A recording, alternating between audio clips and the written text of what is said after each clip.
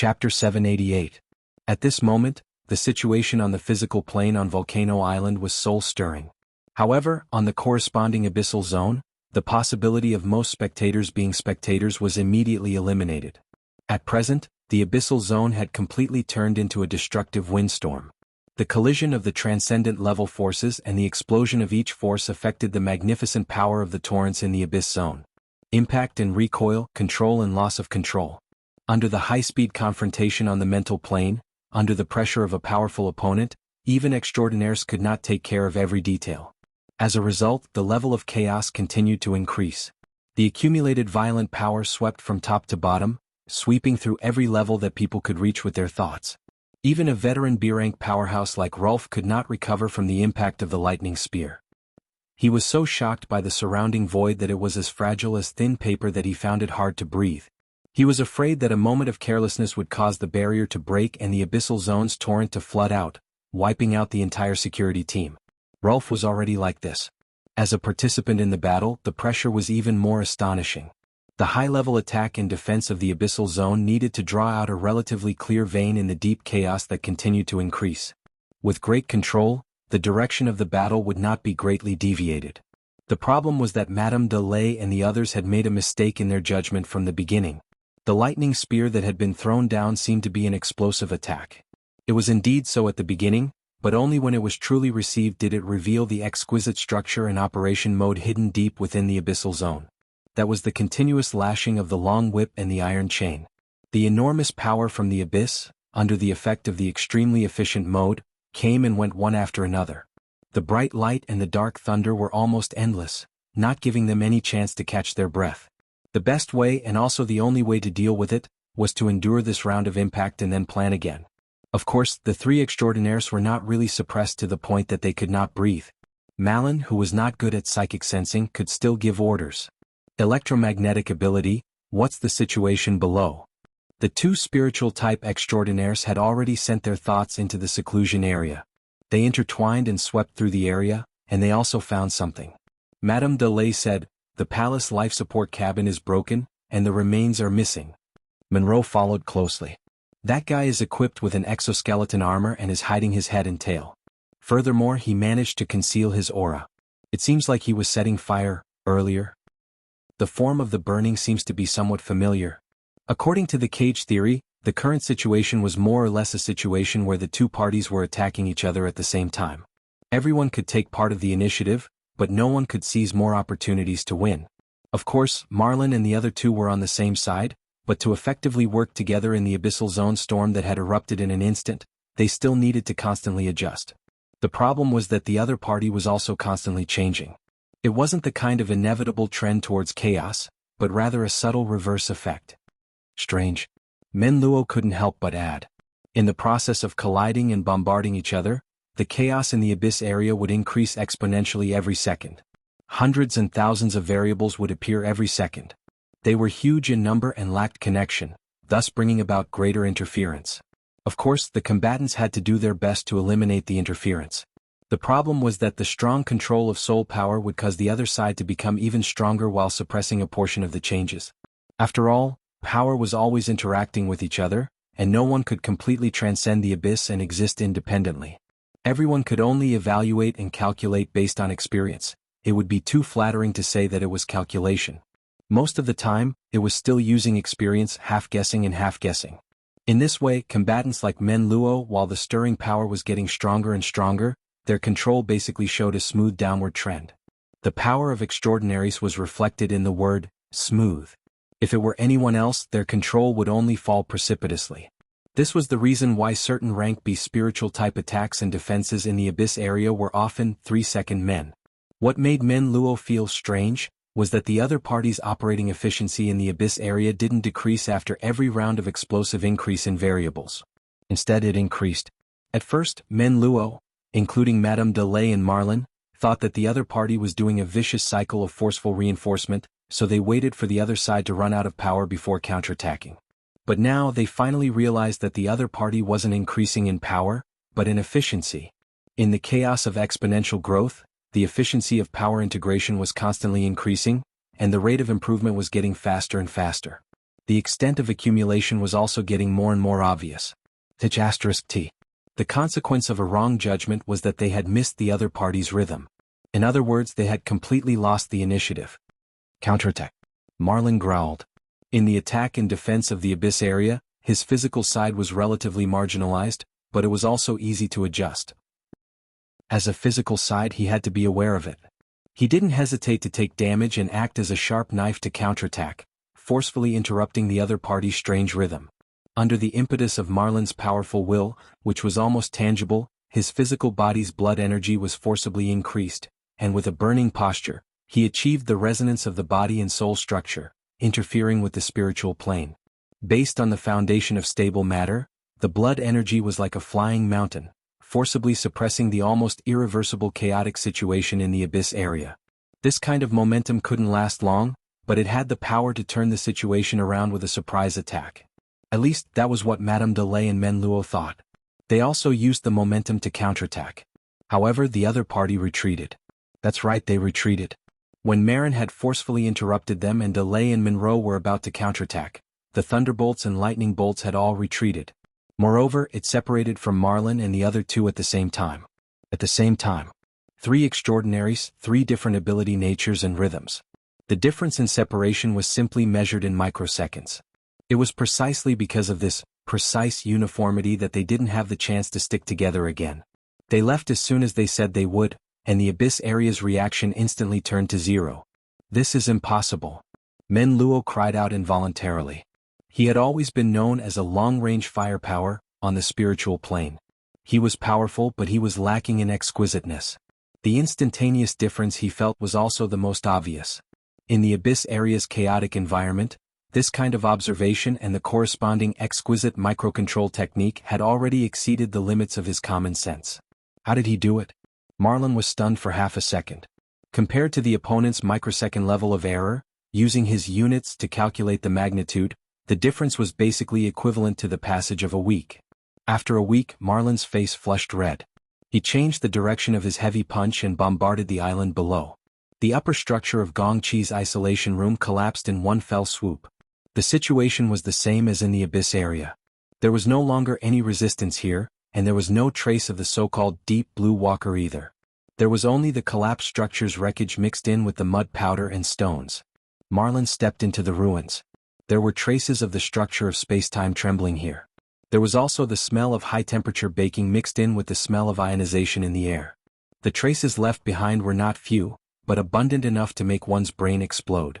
Vice President, the volcanic island's new plane, the mist illusion, has disappeared. It seems like it happened before the lightning strike. Wolf, who was at the periphery, finally had the opportunity to come over and report. Marlin's face twitched. If anyone dared to say that the so-called new plane was a natural phenomenon that wasn't man-made, he would spit on that fellow's face right now. Chapter 789. Who in the world are you? A berserk thought swept out. Within the misty labyrinth, the sand painting that was temporarily pieced together by millions and millions of domain fragments soundlessly shattered. The previous scene stopped in the bloody light of raging flames. The human body warped and expanded until the moment it completely deformed and melted. The things that followed didn't have much meaning for Gong Chi. He just knew that his fleshly body had reached the level depicted in the scene. It was already an irreversible destruction. Gong Chi was still unwilling to believe the truth presented in the scene. He found it even harder to believe that his terrible situation was single-handedly created by an underage youth like Luo Nan. In a short amount of time, his thoughts cleaved apart the surrounding rolling and whistling dust storm countless times. He wanted to obtain a clear answer to support the absurd and terrifying logic of the scene. But there was no response from start to finish. He knew that such a state of mind was terrible. He tried to control it, but the changes in the situation from another space and time, as well as the deeper feedback from the Abyss region and the solidified configuration, made his calm and steady mind, which he had always been proud of, tremble and crack at the deepest level. He found it hard to restrain himself. Anyone who saw their own fleshly body liquefy and evaporate in the flames, turning into nourishing fertilizer for the other species, while their soul body in another space and time suddenly became a lonely ghost would probably have this kind of feeling. At the same time, Gong Chi also had to bear the impact of the solidified configuration in the Abyss region of Earth. This was equivalent to the rupture of his cultivation foundation. His soul body flickered indeterminately. His aura repeatedly fluctuated. This was much more accurate than the opponent's flashy sand painting. Gong Qi wasn't an ordinary person by now. Snake Tongue had never seen Gong Qi like this before. Of course, what happened on Chan City's holy land of cultivation, Volcanic Island, far exceeded her imagination. Right now, Gong Qi still had the curtain of his extraordinary domain. He still possessed the strength of an extraordinary. However, Snake Tongue felt that the extraordinary soul body in front of her was unprecedentedly ethereal. It was like a vicious and ugly demon. It was unknown when it would melt under the sunlight. Snake Tongue's shock and fear towards Luo Nan, who had created all of this, was even greater than Gong Qi's. She was also affected by the previous events. She was wrapped in absurd delight. These complex emotions pieced together Luo Nan's image in her mind once more. But even she knew that there were far too many subjective things stuffed into it. Layers upon layers of distortion and rendering. He was like an evil demon god, invading her already limited thinking bandwidth. Maybe this is another nightmare? Of course, it was leaked by Gong Qi. Perhaps Gong Qi sensed Snake Tongue's attention, but he suddenly turned his head. His actions were completely human, and they were displayed by his spirit body. It was even more ironic at this time. Gong Qi himself sensed it as well, and his gaze changed to become unprecedentedly savage and terrifying. He no longer needed to conceal anything. He directly extended his hand and grabbed Snake Tongue, who was wrapped in the veil of silence. She didn't have the slightest ability to resist. However, Snake Tongue suddenly had a marvelous feeling when she faced Gong Qi like this. Her thoughts circulated, but they didn't take form. Instead, they were nimble like she hadn't been in a long time. Even though she was mocking herself, she said, "I almost forgot. I'm about to die. Dying from anger is perhaps the most worthless way to die." Gong Qi's spirit body abruptly underwent another wave of bright and dark changes, reflecting his seriously unstable emotions. Amidst the radiating psychic waves, Snake Tongue thought that her time was up.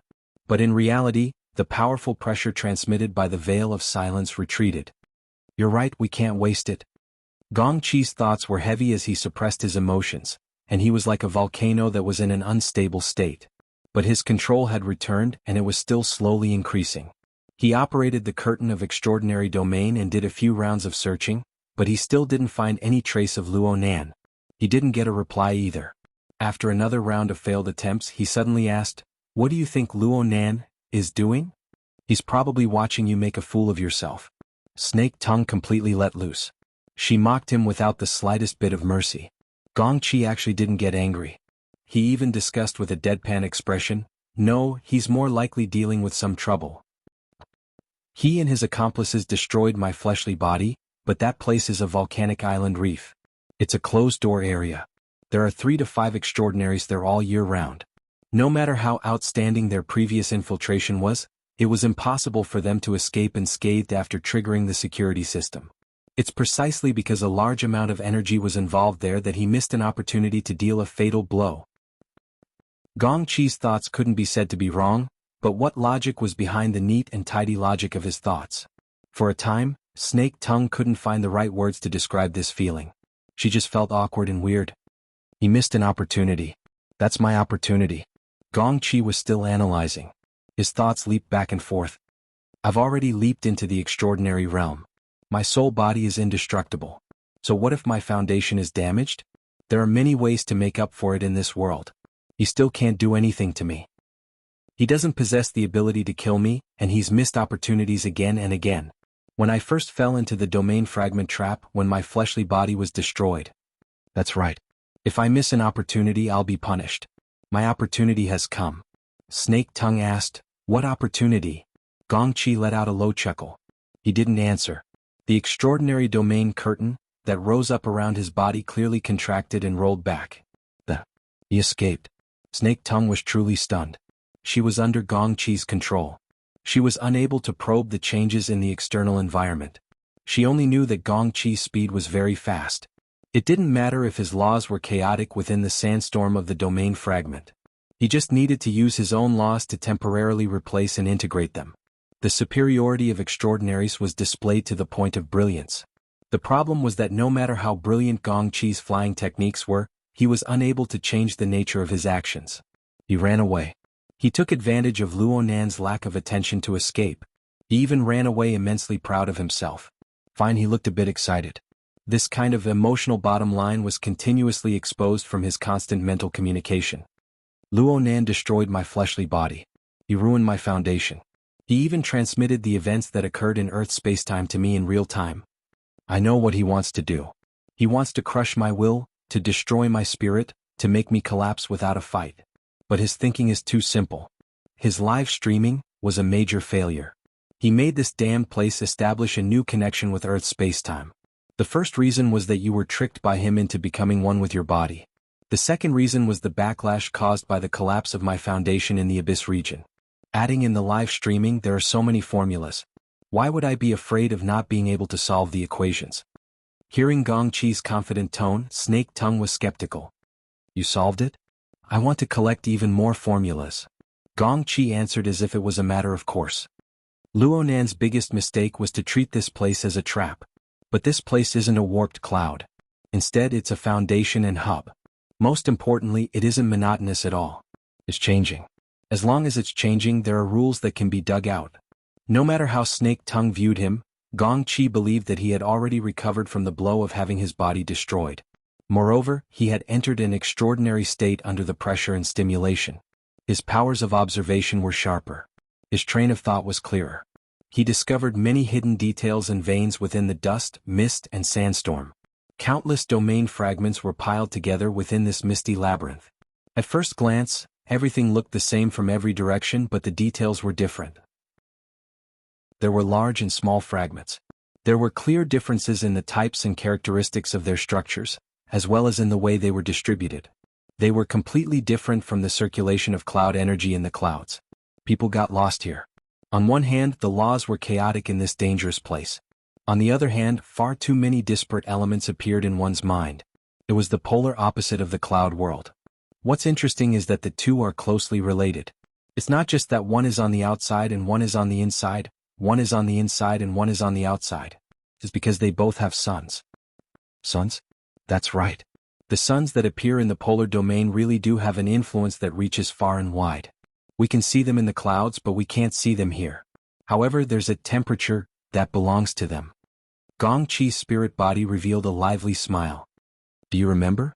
I once said that behind these domain fragments, there was bound to be an even more fundamental spacetime frame. Perhaps this is it. In the depths of the layered domain fragments, perhaps that sun is the core of the spacetime frame.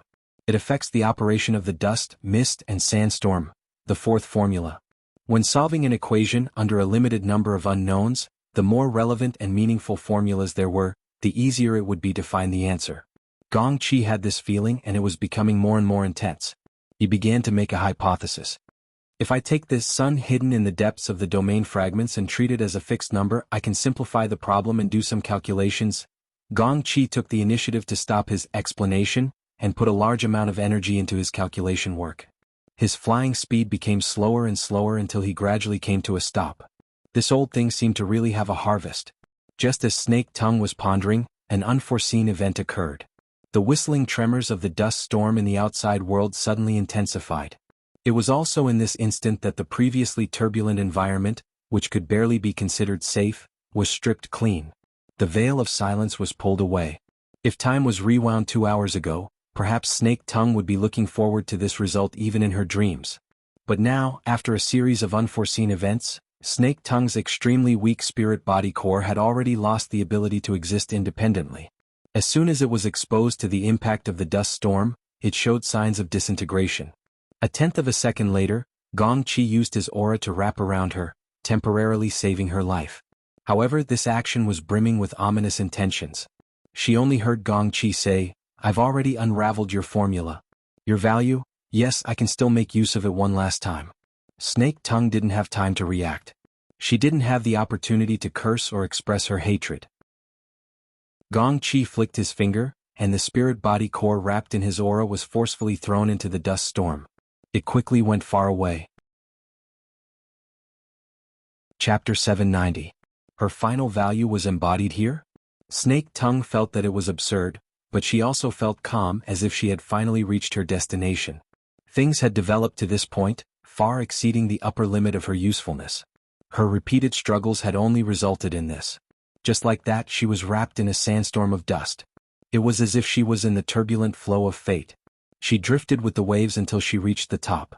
But in reality, her fate had been controlled by someone else from beginning to end.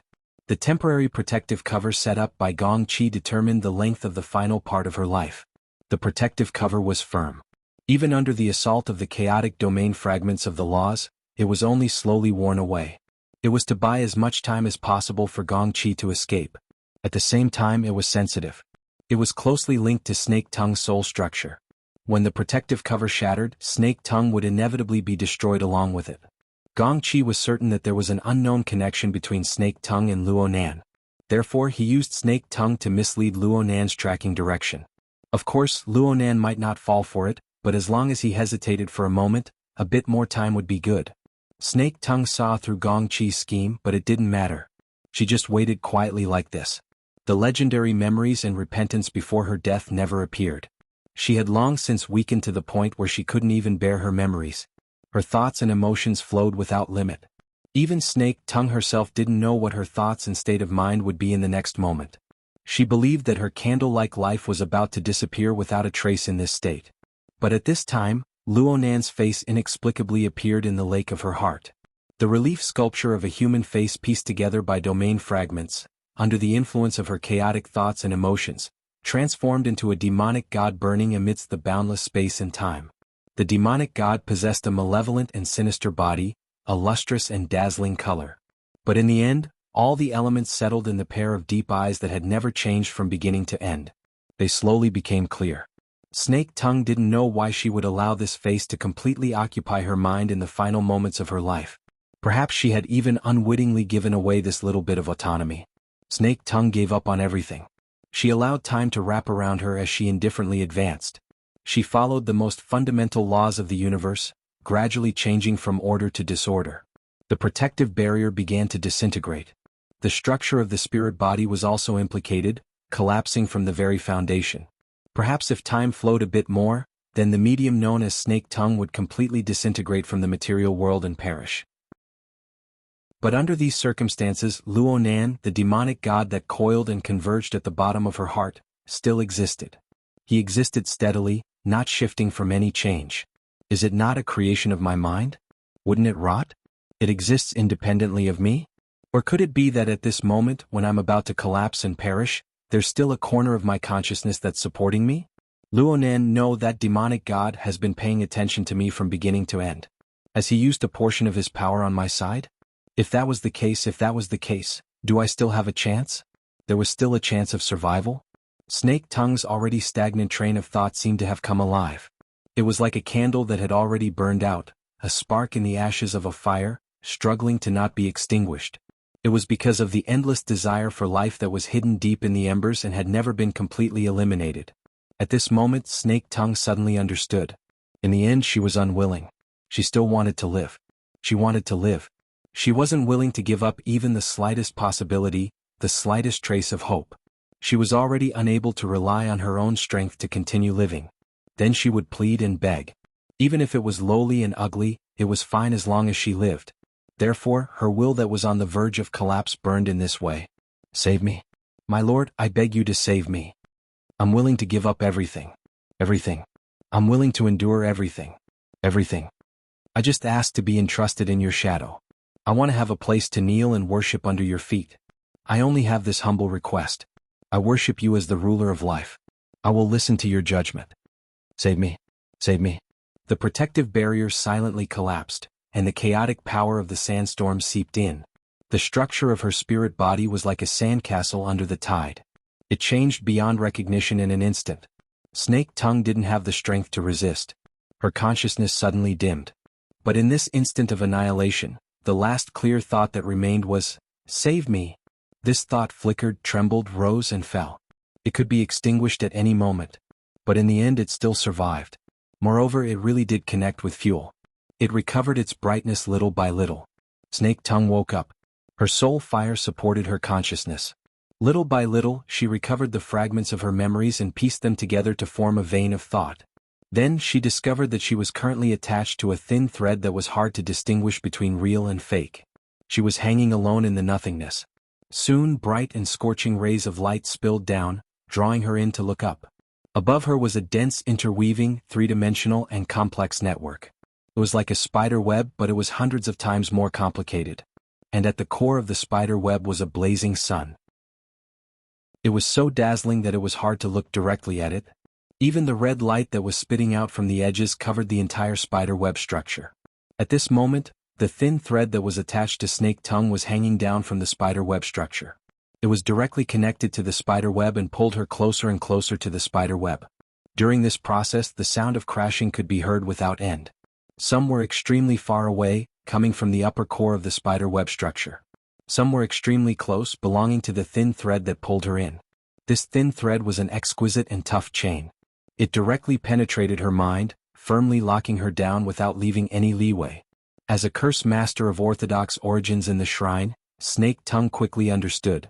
Her mind was submerged in an extremely symbolic space of consciousness.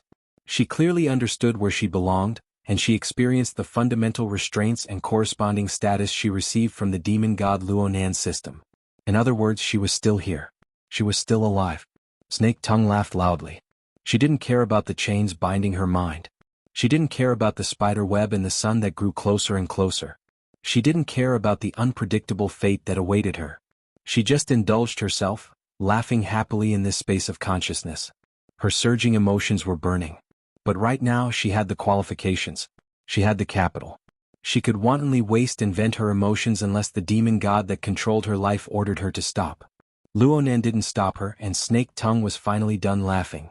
She got closer and closer to the sun web. The closer she got, the more complex and precise the structure of the spider web she could see. The number of connected nodes increased. She had felt lonely before because she was in the outermost region. She was far from the center. In fact, there was another chain hanging down from the spider web in this outermost region aside from the thread she was at. It just so happened to intersect with her thread and cast into the depths of the void. It was unknown where or who it was connected to. Chapter 791. Gong Chi moved at high speed amidst the dust and sandstorm. He didn't stop to rest for over 10 hours. He needed to use his extraordinary domain to integrate the chaotic and collapsing fragments of his domain. He needed to open up a path in the void where there was no path. He also needed to endure the destruction of his fleshly body and the damage to his foundation, which brought chaos and disturbance to his extraordinary domain. This undoubtedly increased his consumption, whether it was in terms of energy or mental strength. But Gong Chi gradually calmed down as time passed. Luonan had yet to catch up to him. Gong Chi had most likely thrown him off. Perhaps it was temporary, but he used this time to stabilize the negative effects of his fleshly body to the greatest degree. His combat strength had rebounded compared to the fiercest initial assault. He should be able to reach 60 to 70% of his peak. 60 to 70% of extraordinaries were still extraordinaries. Gong Chi was confident that he could deal with the vast majority of unforeseen events. Moreover, the Guardian on Volcano Island is enough to give Luonan and the power behind him a hard time. That old fox Abner should be able to mend the pen after the sheep is lost as long as he puts in a bit of effort. Gong Chi thought about many things in the span of over 10 hours.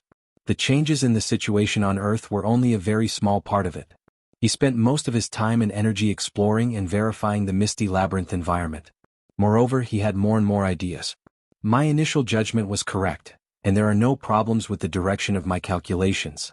This shattered space has a close interference relationship with Earth's spacetime. The cloud world outside is very likely the product of this interference. Therefore, it possesses environmental conditions similar to Earth, but it is distorted and absurd. It seems boundless, but it is actually just a monotonous cycle of the structure of spacetime. Gong Chi also understood that there were still many unsolved mysteries within the cloud world. For example, the blood-colored monster apes that shuttled back and forth were already complete living bodies. Where they came from and where they belonged was completely unknown. But he wasn't a spacetime research expert. He wasn't a distortion scholar. He didn't rely on this to make a living. He just wanted to return to Earth's spacetime to deal with the chaotic situation. He only had this goal and nothing more. Once he caught his breath, he would uproot Luonan and the power behind him. He would even uproot the Xia City branch.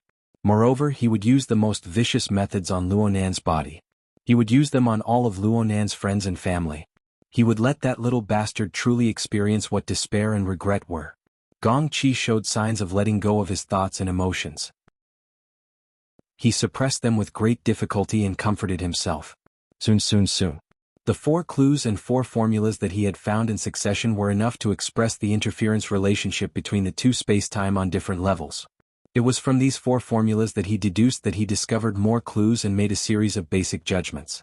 The structure of the interference between the 2 spaces was rather complicated. There could be 2 or 3 core interference zones and they could change at any time. In other words, the 2 spaces were in a state of activity relative to each other. Sometimes they were more closely connected and sometimes they were separated. The easiest way to return to Earth was, of course, to find the core interference zone and destroy the relatively fragile barrier there. But it was not absolute. As long as he could control the basic structure of the interference, it was fine to be a little more on the periphery. It wasn't easy to identify 2 or 3 core interference zones. The 2 spacetime interference points were definitely not in a one-to-one correspondence. The slightest difference could make a huge difference. Comparatively speaking, the misty labyrinth was easier to deal with. After all, it was more intuitive, and he could observe how the domain fragments worked together. He would be able to find some clues. On the other hand, the spacetime of Earth was separated by a layer. There was no way to sense it. It was impossible to rely purely on calculations. Gong Qi's train of thought was quite open. He used some information outside of technology to make up for it. His train of thought was like this. Did Luonan, a teenager, really have the ability to blaze a different path? The possibility of him inheriting the legacy of his elders was greater. He had studied Luonan's information before. Although it was relatively superficial, he still knew about Luonan's grandfather and father's research back in the wilderness. The information displayed the direction of their research and the main areas of activity. There was no need to talk about Xia City. There were also a few plateaus in the border region of the Eurasian Plate and the Indian Ocean Plate. The area around Spring City was the longest. Gong Qi first placed Xia City's priority on the back burner. He still did not know what role Ouyang Chen and Wu Jiong played in this matter. Even though he was certain that Luonan was a protective puppy who did not report the matter of the Cloud World to the Xia City branch, he did not dare to gamble. After all, the resources that Luonan displayed far exceeded the upper limit that a young man should have. What if the Xia City branch really did participate? They would simply be surrounded and killed if they returned from there. Comparatively speaking, Spring City was the best entry point. If this interference zone truly existed. No, it certainly existed. Gong Qi had already circled back and forth in a designated suspicious area for 4 or 5 hours. The more he circled, the more excited he became. He felt that he was already very close. This was not an illusory feeling. This was real evidence. He raised his hand, and the bead of light wrapped in his aura floated up. It was similar to how he took care of Snake Tongue, but this time he was even more careful. There was a fragment within the bead of light. It was not something as high and mighty as a domain fragment. Instead, it had something similar to an insect's appendage. Fine, it was not similar. It was an insect's appendage. This was his greatest harvest after coming to this area. 5 hours ago, when Gong Qi discovered this toy, it was much more complete than it was now. At the very least, he could see what its true form looked like. Gong Qi was confident that he would be the first to capture this little toy as soon as it floated past his sensing range. He would absolutely not miss it. The radiance of his spiritual body suddenly rippled. It seemed to resonate with the fine spatial ripples at the edge of his sensing range. Gong Qi quickly suppressed the throbbing in his heart. He stared closely at that area and silently covered it up. The operation of the dust storm in that area was slightly affected. A portion of the domain fragment lost speed and collided with the other fragments in the surroundings. Some bounced off each other, while others were stimulated to emit annihilating electric flames. Little by little, they accumulated and blossomed into an expanse of bright light in the void. The light quickly disappeared, but it annihilated the foreign species that had rushed in earlier into that area into ashes. But a mere second later, new foreign species crawled out from the fine spatial ripples. In the blink of an eye, they were engulfed by the sandstorm and involuntarily flung away. What awaited them was undoubtedly a destructive fate. But in this instant, Gong Qi had already approached quickly enough to determine the appearance, species, and origins of these little foreign species. Ant-like life forms. They were red and lustrous like blood and fire. Just based on their ability to struggle in this shattered space and the dust storm, it proved that they were no ordinary insects. There was a high probability that they belonged to a mutant species. Mutant species, ants, blood. The most famous of them all was naturally the fire god ant. That's right, it was the Spring City area's specialty, the fire god ant. Chapter 792. In the fine ripples, groups of Vulcan ants emerged one after another, and they were annihilated again and again. There were at least a few dozen groups of thousands of them, and only one or two lucky ones, like the evidence Gong Chi had captured before, escaped the interference zone of the domain fragments and the fine ripples of spacetime. They came out in one piece, but in the blink of an eye, they were swept away by the howling sandstorm and crushed in another form. Their actions were like moths flying into a flame. He had no idea what was going on. Gong Chi observed carefully, forcing himself to calm down. It took a great deal of willpower for him to hold back from rushing over at the first moment. But his mind kept turning. If even ants can pass through the interference point, there's no reason I can't pass through it. Alright, I need to calm down. Maybe it's just a tiny point. I need to widen it. What's on the other end of the interference point? He needed to investigate further. Actually, he could guess it. It was most likely a magma space. In recent years, research on Vulcan ants had been a very popular field. This kind of social aberrant population, aberrant nests that could be cultivated, and the mental level that could be raised through collective consciousness. There were too many things to ponder. Gong Chi searched his memory for relevant research papers, hoping to find more clues and verification from the habits of Vulcan ants. The problem was that no research had ever mentioned that Vulcan ants could actually penetrate the space-time barrier, reach a shattered space, and come in waves to die. For an aberrant population with strict social ethics, what was the meaning of such behavior? Most importantly, would it affect Gong Chi, who was in a hurry to return to Earth's spacetime? Just as he was pondering, the position of the spacetime interference point finally changed a little after thousands of Vulcan ants were annihilated. The source of the change was the remains of the Vulcan ant's shells. In terms of size, the Vulcan ant was considered rather large among the ant species. The different variants produced by each nest had an average length of 1-2 centimeters. The largest was even nearly 5 centimeters in size. But from a human's perspective, it was still not considered much, not to mention compared to the vast and boundless misty maze. However, when thousands of similar gadgets surged out in a short period of time and piled up the corpses, the adjectives such as tiny were no longer suitable. Although their bodies could not resist the erosion of the sandstorm, they turned the unfavorable situation bit by bit in an even more incredible way. When the crushed remains were piled up to a certain extent, Gong Chi actually felt a very obvious magic. Due to the piling up of these corpses, the fine ripples in the void became somewhat chaotic. However, the indistinct space-time gap of the interference point was not affected. Instead, it expanded and stabilized. These fire god ants seemed to be using their own corpses to fill the trench. Their tiny shells carried amazing energy. Even if they were shattered, the energy would still remain. Also, under the effective effect of the group consciousness, they were reassembled and built a bridgehead on the interference point of space and time. Although it was not yet completed, the prototype could already be seen. As long as there were no more major disturbances in the misty labyrinth, and the fire god ant colony had an endless supply of backup forces, it would most likely be completed. The mutant species were indeed peculiar and extraordinary. The material attributes of the individual and the mental level of the group were extremely efficient in integrating together. This was how they achieved such an astonishing result. This group of first-hand materials that could drive a mutant ecologist crazy was a small matter. What was truly decisive was the endlessly expanding and stabilizing narrow passageway that clearly connected Earth's spacetime with the misty labyrinth. Whether it was calculations or senses, they all verified the authenticity of the passageway. The heavens have not forsaken me. Gong Chi really could not hold it in any longer. The path of survival was within reach, but it had already consumed most of his mental strength. The bridgehead formed by piling up the corpses of the fire god ants was becoming more and more obvious. Its defense and interference rules were becoming more and more unyielding. While it was helping him resolve his problems, he could not help but worry. If this continued, it was hard to say what sort of situation the fire god ant colony would stir up. In the off chance it affected the spacetime structure of the interference point, it would result in the consequence of making a mistake of 1,000 miles. He could only ram his head into a wall. The fire god ant's strange and illogical behavior and the natural space of lava on the other side were completely unrelated to humans no matter how he looked at it. It had nothing to do with Luo Nan, who he feared the most. All he needed to do now was to return to Earth's spacetime and bypass the threats of Ouyang Chen and Wu Jiong. The sky was high and the sea was wide. Nothing could stop him. Go go go. When Gong Qi's mind was set, the yarn of silence displayed its miraculous effect. Gong Qi's spiritual body truly seemed to become a thin mist of nothingness under the wrapping of this strange item. His powerful extraordinary level power was hidden in formlessness. He was able to go against the flow of the narrow passageway constructed by the fire god ants.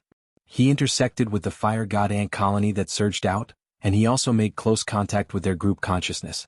He brushed past them. He was truly close to the fire god ant colony, and his senses were even more exquisite. This group of little things, whether they were alive or dead, did indeed have their own rules. The mental power formed by the group consciousness was both a commander and a glue.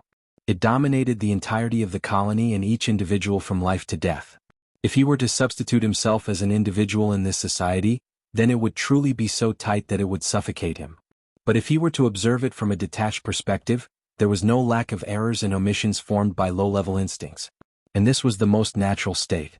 It was precisely because of this that Gong Qi eliminated the risk and came over with peace of mind. However, he also carefully avoided disturbing them, afraid that something unexpected would happen.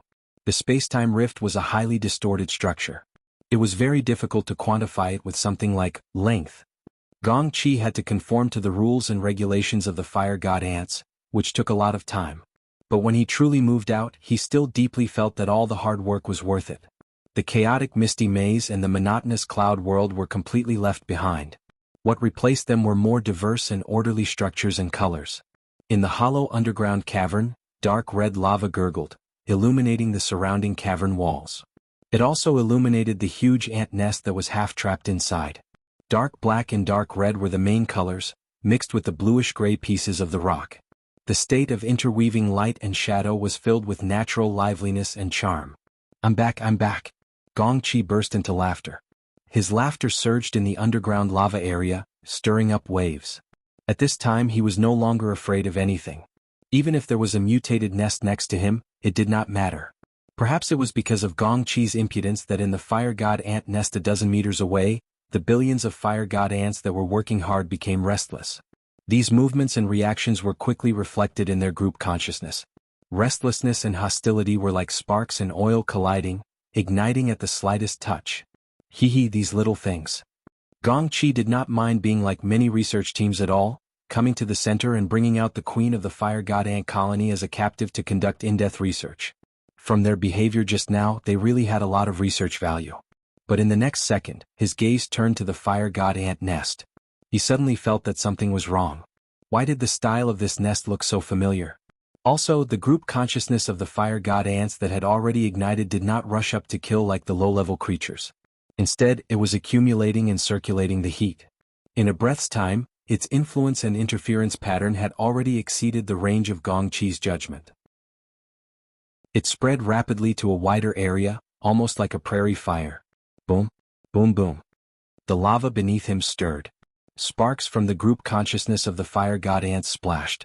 The already burning fluid seemed to have peeled off a layer of old skin. The dark red layer of light on the surface, under the effect of the explosively rising heat, split into pieces. What replaced it was an even brighter and more dazzling yellow-white light. The entire underground cavern was illuminated as bright as day by the sudden burst of light. It was so bright that Gong Qi's spirit body was penetrated by the light and became a lot fainter.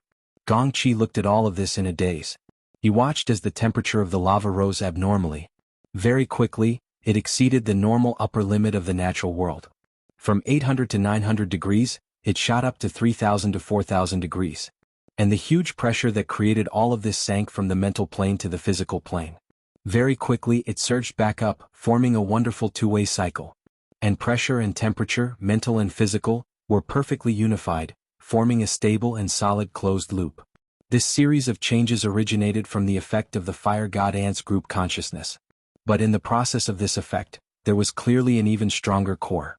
Gong Qi finally reacted. He locked onto his vision and senses, staring at the huge ant nest in the turbulent lava space that connected the top and bottom of the cavern. Under the effect of high temperature and high pressure, parts of the ant nest structure could not withstand it and fell off. However, it wrapped around the base of the coarse stone pillars. Even if it stood in the hottest lava, it did not change shape or shake at all. Furthermore, it was absorbing the high-temperature fluid that was close to being in a gaseous and liquid state, causing it to flow through the structure of the ant nest. It became a circulating bloodline. The energy and chi activity thus linked up and continued to operate and upgrade. The ant nest was like a mountain and the lava was like water. Yet this landscape was as malevolent as hell. It integrated the group consciousness of billions of fire god ants and gave it an even more warped and restless quality. More importantly, there was a higher level of power here: blood, blood, blood. Fire, fire, fire. Gong Qi's expression changed. Blood flame order, do you have a death wish? Although that was what he said, under the extreme environment of high temperature and high pressure, the fanatical and devout power of faith was like a prairie fire. It filled all the space of consciousness that Gong Qi could sense. It possessed direct lethality, but it also contained a deep and violent venom. It burned, eroded, and entangled without care. Even Gong Qi had to fend it off in a fluster for a moment. At this moment, an ethereal voice of laughter came through the air.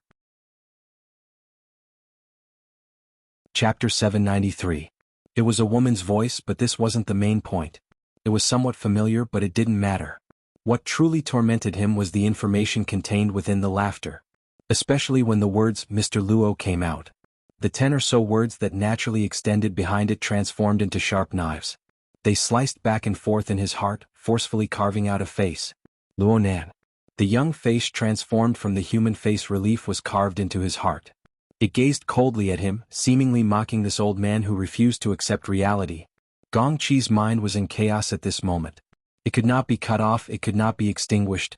The piercing words were admittedly a primer. The more practical reason was that this lava cavern had already transformed into a domain controlled by the laws of the Blood Soul Temple. It originated from the extreme melancholy and despairing power of the battlefield. It possessed a powerful ability to infect and assimilate. The Vulcan ant nest was vaguely the structure of the Blood Soul Temple. Gong Qi still vaguely remembered the relevant information. The physical structure of the Blood Soul Temple was something that the Blood Flame Order had not been able to accomplish even at its peak, let alone after it had split apart. Now that it had taken form, it had become a preset battlefield. It had been set up as a trap, and it had been set up specifically for him. It was simply shameful.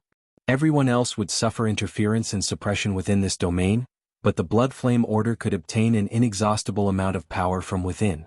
And there was only one woman who could control this domain in the main and branches of the Blood Flame Order. Gong Qi forcefully suppressed the fluctuations in his heart and shifted his gaze. Diagonally below him, in the boiling lava surrounding the fire god ant nest, a slender woman was slowly rising up. She was not wearing a single piece of clothing. There were no clothes in this world that could preserve such a high temperature that could melt gold and iron. The same was true for a normal human body. But this woman had indeed risen up from the lava. She had a calm demeanor. Mrs. Halder. Gong Qi's mind went berserk when he saw this scene. He spoke coldly after half a second had passed. Since when did the Blood Flame Order become a lapdog under the feet of a little doll? The only response he received was a strange smile. When Mrs. Halder lifted the corner of her lips, a fiery red light shot out from her facial features and even her delicate and thin skin. It was as if she was engulfed by raging flames from the inside out. She was about to turn into ashes in the next moment. But in reality she wasn't. The red light gushing out from her body was actually a sign of the high temperature and high pressure, as well as the complete mixing of blood essence and vitality. In Gong Qi's eyes, this was undoubtedly the interference control level of an extraordinary. No, not control. Gong Qi's eyes were very sharp. He quickly discovered that Lady Halder didn't put any effort into balancing the internal and external forces at all. This woman had chosen to be a great Satan, allowing the structure of the Blood Soul Temple to naturally suppress the situation. Her thoughts were purified and condensed, forming a sharp light that swam through the destructive heat, messing with the fragile balance at will. Are you crazy? You are under the control of others? Why would you risk your life for Luo Nan? Now, Gong Qi seriously needed an explanation to understand the core logic behind this series of unforeseen events. But what he had been waiting for was Lady Halder smiling and pouncing at him. The lava cavern glowed brightly with red light, and the temperature inside had clearly risen again. The high temperature and high pressure environment did not cause much harm to Gong Qi's spirit body, but under the manipulation of the Blood Soul Temple's domain, the storm formed by the reverse interference abyssal region still posed a considerable threat. Lady Halder was the first ablatum of the Blood Flame Order. Although her strength had yet to reach the extraordinary level, she had the support of the Blood Soul Temple's configuration in the abyssal region. She could not be underestimated. On the other hand, Gong Qi's fleshly body had been damaged, and his foundation in the abyssal region had collapsed. He had no choice but to be careful. What the hell was going on?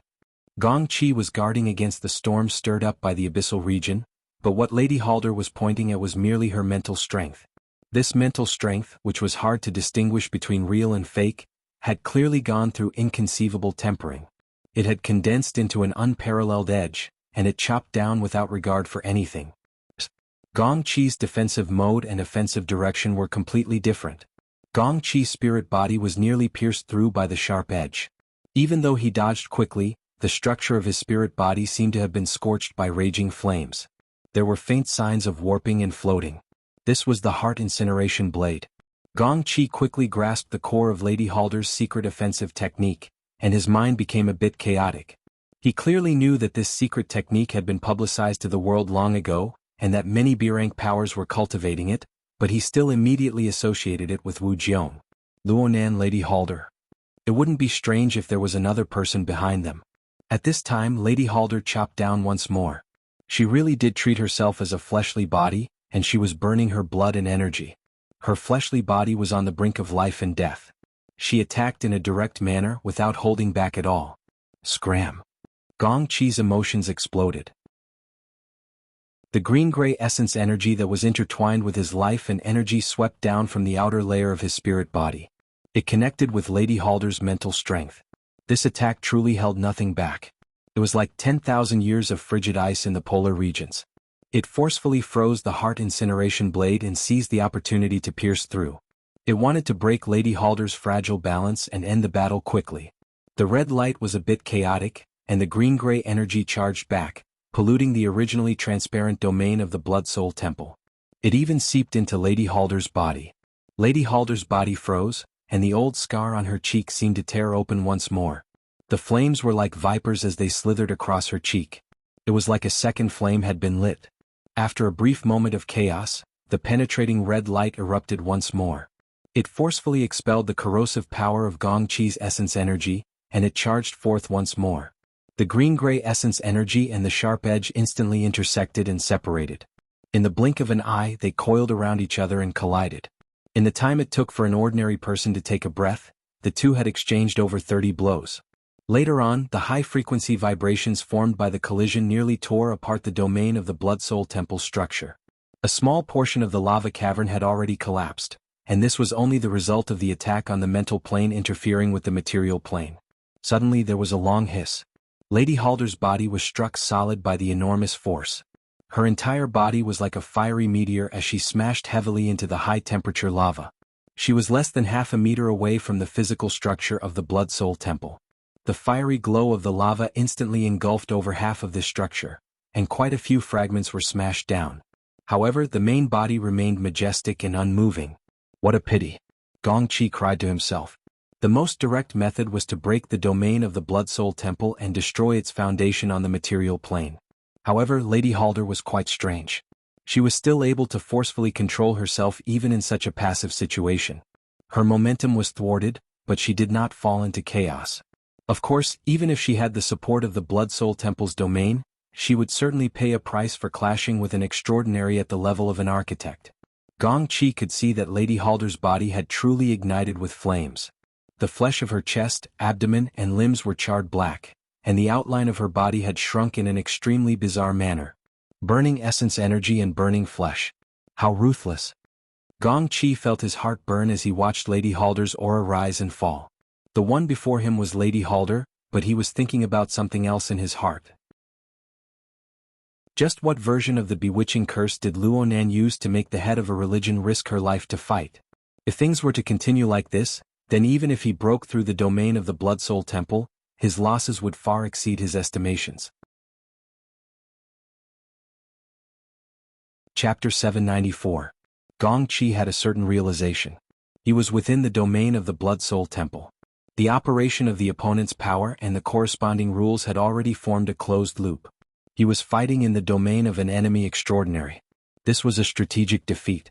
The basic starting conditions were already very difficult to change or reverse. Under these circumstances, while enduring the corresponding pressure, he had to plan a corresponding counterattack. He had to start from the tactical details and do his best to seize back the initiative. Taking the initiative was not the same as charging in and attacking. On the contrary, Gong Qi's attitude was more conservative. The greatest benefit of a conservative attitude was that he could maintain a cool head, restrain his consumption, and do his best to precisely allocate resources in order to deal with the possible changes in the future. In theory, this should be the case. However, Gong Qi felt that this wasn't the case after a round of confrontation. On the contrary, the consumption was clearly lower than what he had predicted. The greatest possibility was that the high temperature and high pressure of the domain of the Blood-Soul Temple and the corresponding law environment could form an even stronger suppression on him, creating an even greater consumption. Moreover, this was the case. Gong Qi didn't take advantage of the situation to pursue and attack. He stared at Lady Halder, observing the changes in her state. The strength of the opponent's blood and energy was declining, but her internal cohesion and sharpness didn't decrease. Oh, her blood and energy were replenished from the domain of the Blood-Soul Temple. Was she planning on fighting a protracted battle? No, that wasn't right. This woman's motives weren't simple at all on the mental level. Gong Qi spoke half mockingly and half probingly.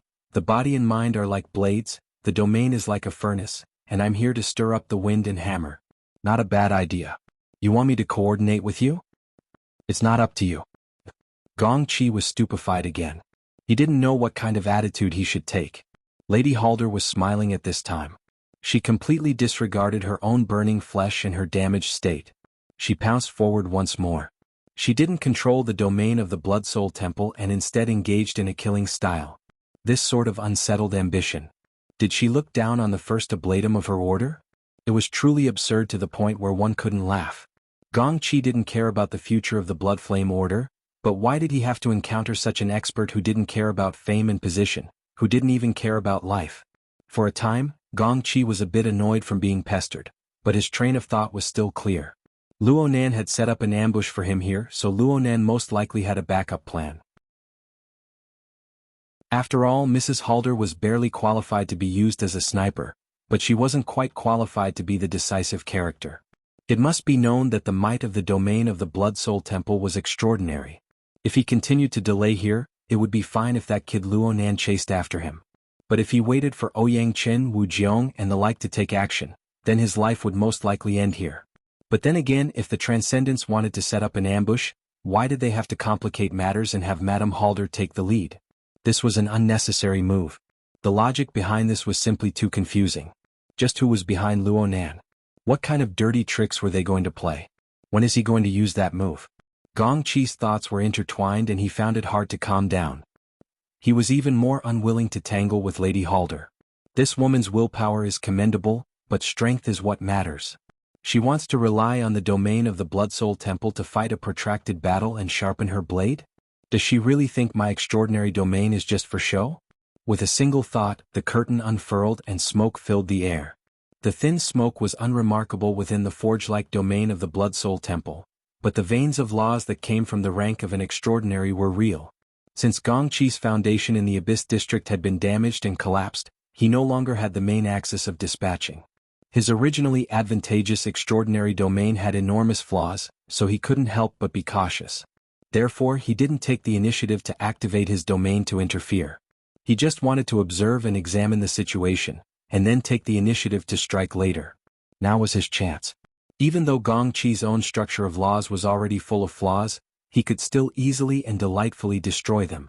Within the domain of the Blood-Soul Temple, the battle circle surrounding the two was inexplicably cool.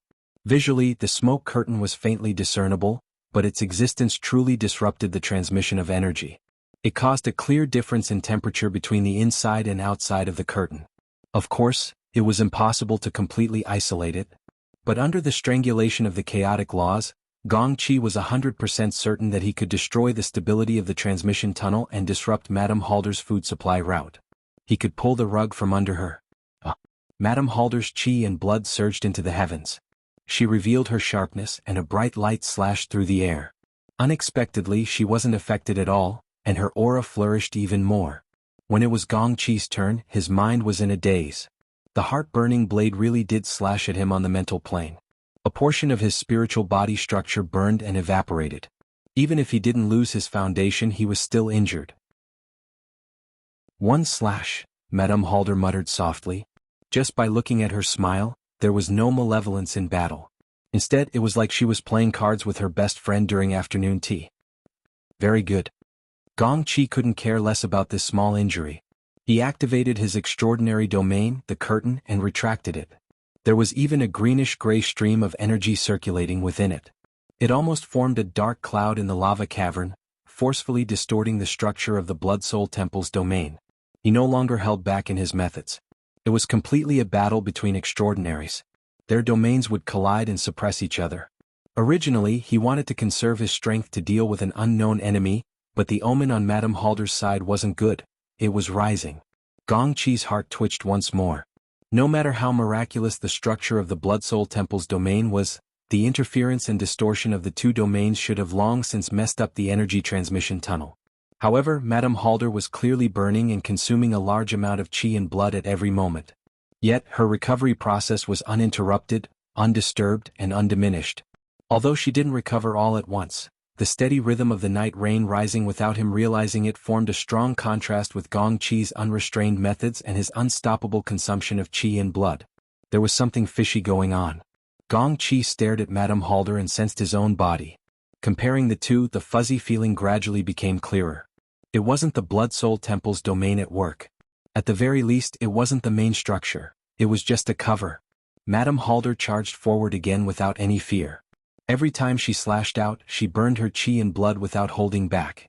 But no matter how she tossed and turned, there would always be a return, in a timely manner. No, it was an immediate injection. There was no internal or external conduction or transformation process. It was as if her body had a blood return device. However, when Gong Chi eliminated the information interference of the Blood Soul Temple's domain and compared Madame Halder's blood recovery with his own consumption, he clearly sensed a certain relationship between the ebb and flow of the fluctuations. Is she drawing my blood? No, she doesn't have the ability to do so. There's still a middle link. In other words, there might be a middle link. While drawing my blood, the extracted power is converted into universal energy, and then injected into Madame Halder's body. What a joke. Gong Chi found it hard to accept such an absurd guess. Chapter 795. After a few seconds of absent-mindedness, Gong Chi seemed to hear something. The subtle sound seemed to be hidden behind the cries and praises of the Blood Soul Temple domain. Blood, blood, blood, fire, fire, fire. It was even more distant and even more chaotic. Gong Chi's thoughts traced upwards, and the degree of chaos continued to rise. It was as if he had arrived at the center of a metropolis. There were streams of people everywhere. He closed his eyes, and he could hear the clamor of human voices echoing at all times. He was clearly spying on Yue, but on this level he was practically drowned out by the clamor of sound. Fortunately, he was rich in experience and he promptly adjusted the wrong direction of his senses. He no longer pondered and analyzed the details of the clamor of voices. Instead, he strove to capture the general characteristics of the chaos. Luonan. Even if it was Luonan, that damned young man. Just what sort of standard did he use to gather such an enormous flood of information? Actually, if one were to seriously consider it, there was a thread to follow. The domain of the Blood Soul Temple, the burning of Mrs. Halder's blood and energy, the extreme beliefs of blood and fire. There had to be some connection hidden behind these materialized things. Was it the psychic power of the believers, the call, the prayer? No, it was something even more primitive. It had yet to form concrete logic. Then it was emotion. What sort of emotion was it? It was fear. Bit by bit, Gong Chi analyzed and sensed until he captured the most crucial clue. His train of thought suddenly became clear and broadened.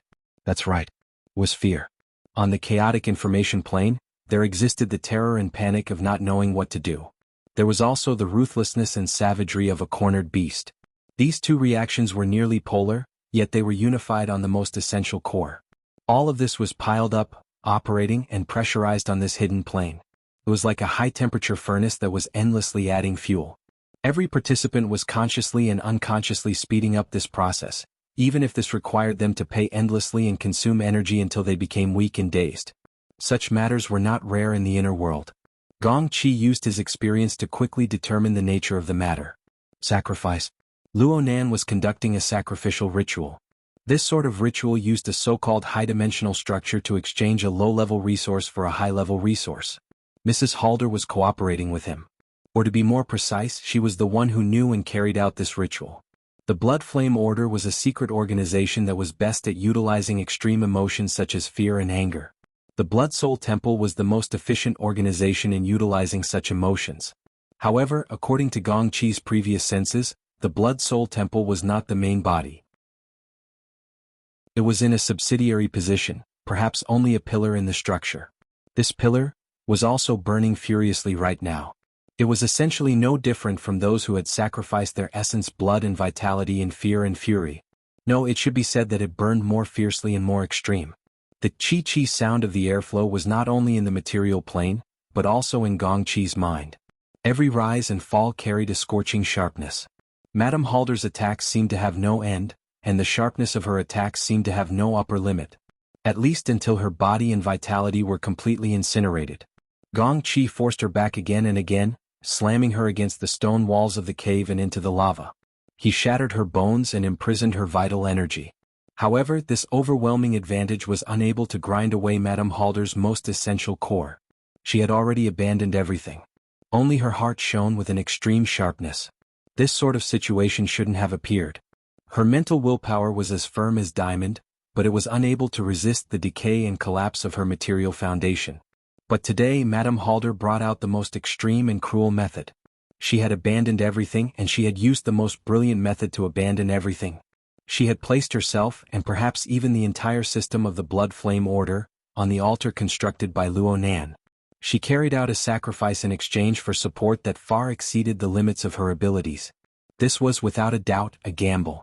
Even if Madame Halder was still alive after this battle, she would basically be half-cooked.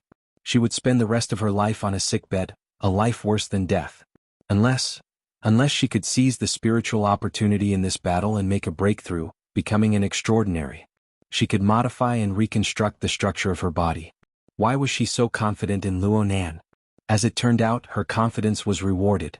She abandoned everything in exchange for the limitless potential to break through all shackles. Compared to the force of impact on the material plane, Madame Halder's will was tempered to a peerless sharpness. Every time they clashed, even if her attacks were blasted into disarray, Gong Qi would suffer the cuts of her sharp will. Distracting thoughts rose one after another, and it became harder and harder for his mind to harmonize. Of course, this wasn't just the effect of Madame Halder's attacks. Gong Qi really didn't understand. It was fine if Madame Halder was willing to sacrifice herself, but why was he unwittingly falling into the trap as well? Was it because of the pull of the battle's energy, the mutual attacks? No. As an extraordinary, the energy around Gong Qi's body was a body of its own. It possessed its own rules. He was the only one who assimilated others. He shouldn't be easily drawn into another system. At least, this was the case on the level of energy manipulation. But if he eliminated all of this, he would think deeper and more primitive.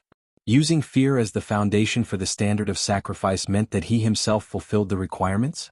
Was he in fear? Gong Qi instinctively wanted to cut off this thought, but the illusory yet real connection of energy within the domain of the Blood Soul Temple and the corresponding rational analysis told him there was no point in deceiving himself. That's right. He was afraid. In the misty labyrinth, he was afraid of Luo Nan's series of plans and the gradual realization of Luo Nan's firm execution ability. In the domain of the Blood Soul Temple, he was afraid of Madame Halder's extreme willpower to abandon everything. Even if this woman's goal wasn't pure, through the method of sacrifice, she formed a perfect fusion with Luo Nan's goal. Observing the enemy was like looking into a mirror. When the enemy's design was flawless, the flaws on his side were reflected particularly clearly. No matter how much Gong Qi denied it, he was afraid in the end. He was afraid of defeat. He was afraid of death. He was afraid of cutting off his path forward. Yet all of this was concealed under the shameful mentality of being thwarted by a junior. He consoled himself and deceived himself. There was a flaw in his heart, but he was unaware of it. This gave the other side an opportunity to take advantage of him. I have to be steady, Gong Qi shouted to himself. The light of spiritual wisdom illuminated the unbearable corner of his heart. He felt terrible, but he was far from being in a hopeless situation. Thinking about it seriously, Luo Nan tossed and turned so much, one step after another. Wasn't it all for the sake of creating a flaw in Gong Qi's heart and baiting him? But Gong Qi was an extraordinary.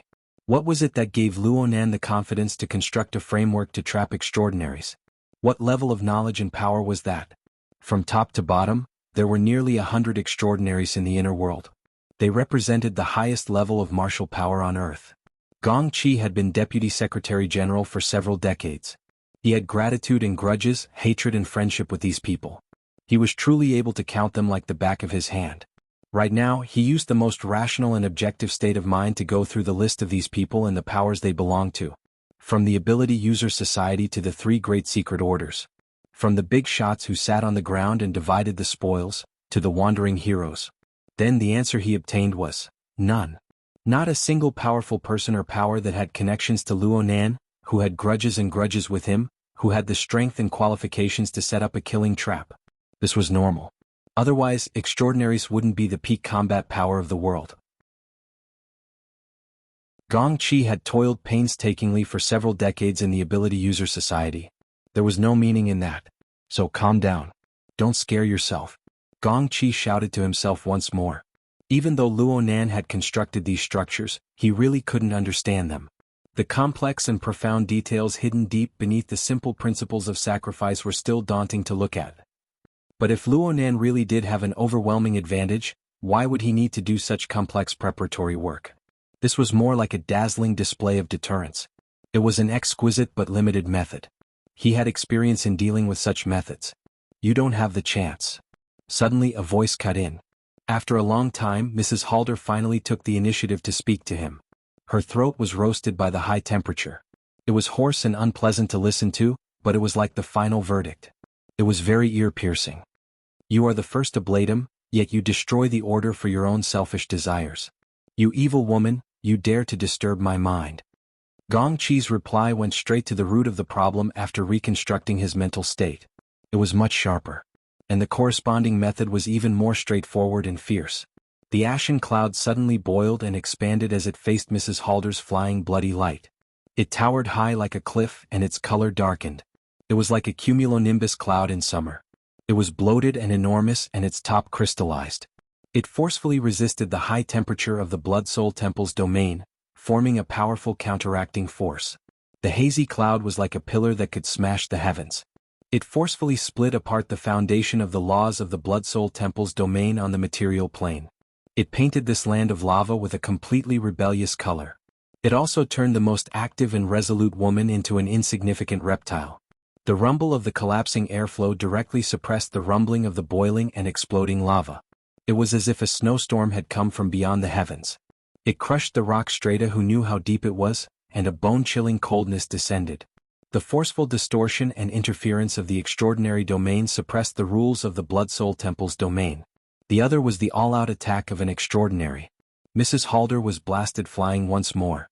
Gong Qi's mental state had made a decision, and he had finally achieved enough pressure on the Blood Soul Temple's domain.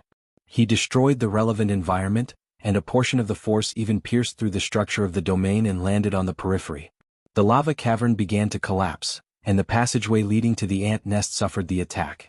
Tens of thousands of Vulcan ants were annihilated into ashes every second. The Vulcan ant group consciousness, which was an important support for the Blood Soul Temple's domain, also suffered the attack. Gong Qi was confident that he could completely shatter the Blood Soul Temple's domain after another 2 or 3 rounds of attacks of this level. More importantly, Gong Qi gained a more detailed understanding of the environment he faced as the extraordinary domains interfered and collided with each other. First, Luonan's entangling net frame construction was much more ingenious than Gong Qi's second judgment. Although Luonan's previous attacks had already disturbed the Blood Soul Temple's domain that supported Mrs. Halder, the deeper layers of incorporeal frames and restraints still towered silently. They were simultaneously erected on the material and mental planes. They seemed incorporeal yet incorporeal. No matter how the lava surged and the storm wreaked havoc in the abyssal region, they were not affected. Was this really Luonan's doing? It didn't look like it. It really didn't look like it. Such a construction, such a penetrating research, such a deep thought, and such an ingenious frame faintly surpassed the level of the abyssal region. It probed towards an even higher level. According to Gong Qi's understanding, perhaps only powerful people like that old ghost Abner or the leaders of the 3 great secret orders had the qualifications to touch upon this. If this really was the case. Wasn't this going against the logic of just being smooth? Then this was some sort of result that had yet to enter the scope of the inner world's attention. Luonan already had the cloud world, so having such a high-end structure was nothing.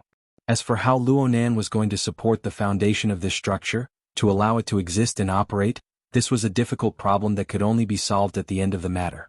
Compared to this difficult problem that was hard to explain, Gong Qi discovered a second point that made him relax a bit. He cast aside his fear and stretched out his mental senses after smashing the Blood Soul Temple's domain. He did not discover Luonan's second trump card. Yes.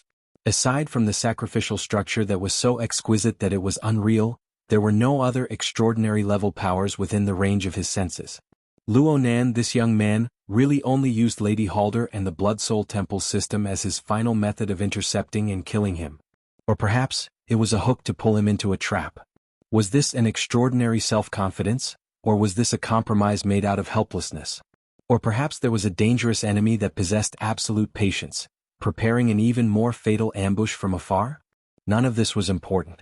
The structure of Gong Qi's pupils in his spirit body was infected by the greenish-gray essence energy. A thick pillar of cloud of the same color wrapped around his tyrannical laws and will. It collided with the domain of the Blood Soul Temple once more, emitting an earth-shaking rumble. A second attack without any misgivings. The entire lava cavern swayed and swayed. Flames burst forth chaotically. Gong Qi's top priority was no longer to delve into the details of the enemy's mentality. This was because the expanded mental sense network marked out a narrow but absolutely safe area for him. With this distance as a buffer, Gong Qi was confident that he could escape unscathed even if there were powerful enemies lying in ambush in the indiscernible outer region. After all, he possessed the top-notch teleportation technique in the world. As long as he destroyed the enormous source of interference that was the domain of the Blood Soul Temple, he could make the surrounding space-time environment relatively stable. Even if it was only for a short second, it would be enough for him to escape 1,000 kilometers away. Before, Luonan had used the Cloud World, the Mist Maze, and the domain of the Blood Soul Temple to suppress Gong Qi's ability. But now, it was impossible for Luonan to return to these two damned places. The remaining source of interference that seemed troublesome could no longer be called troublesome without the most dreadful potential threat. Yes, it couldn't. The greenish-gray cumulonimbus cloud suddenly swayed for a moment. The upper layer isolated the high temperature and pressure. The cloud layer spontaneously condensed at the top. Perhaps the appearance of the cloud layer was too similar to certain meteorological conditions in the natural world. Crackling sparks of electricity flashed at the front where the low-temperature cloud layer and the high-temperature domain made close contact. Gong Qi's pupils were already immersed in greenish-gray light. They flickered with a glimmer, then froze. The light above the cloud layer only flickered for a brief moment. But at this moment, it was precisely these minute sparks of electricity that caused a certain inauspicious shadow to reveal a bit of its silhouette. It was still growing. It was still climbing. It was like a tree that twisted and struggled its way out of the crevice of hell. Every time it manifested, it represented the growth of multiple dimensions. Length, surface area, volume, aura intensity, power level. No, this wasn't growth. This was an explosive proliferation. Gong Qi was certain that he had captured the existence of his adversary in time. The adversary was right on the front where his extraordinary domain distorted and interfered with the domain of the Blood Soul Temple. The adversary was close at hand, and the adversary could interfere at any time. He really did react. Due to the ominous feeling in his heart, he had the thought of nipping the threat in the bud. His methods were fierce and straightforward. This was the third attack. It was slightly inferior to the previous one, but its subtlety far surpassed it. The undulating energy within that region was completely frozen and sucked dry. This sort of suction was so fierce that even the structure of space and time trembled. A small portion of it was annihilated, releasing an even more violent attack. This level of interference pointed directly to the microscopic level. Only the skill and experience of an extraordinary was able to achieve such a powerful effect under the premise that his mental senses were unable to completely comprehend and control the changes on this level. Unsurprisingly, the domain of the Blood Soul Temple was distorted and torn apart once again. It seemed that it would be difficult to mend it in a short period of time. The rock stratum at the top of the cavern exploded. The originally invisible shockwave was arrogantly exposed through the countless wide cracks that radiated in all directions and continued to extend. The source of all the cracks was the pitch-black hole in the rock stratum. The edge of the hole was smeared with the light formed by the interweaving lava and the greenish-gray cloud pillar. The light itself seemed to possess a corrosive power. It caused the newly formed hole to show signs of collapse in the blink of an eye.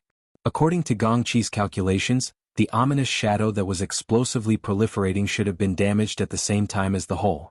It should have touched the ceiling of its power level. Its soaring momentum was interrupted and it rapidly fell. It was then caught and suppressed by the greenish-gray cloud pillar. In reality, after the greenish-gray cloud pillar tore apart the domain of the Blood Soul Temple, it had already stirred up its remaining momentum.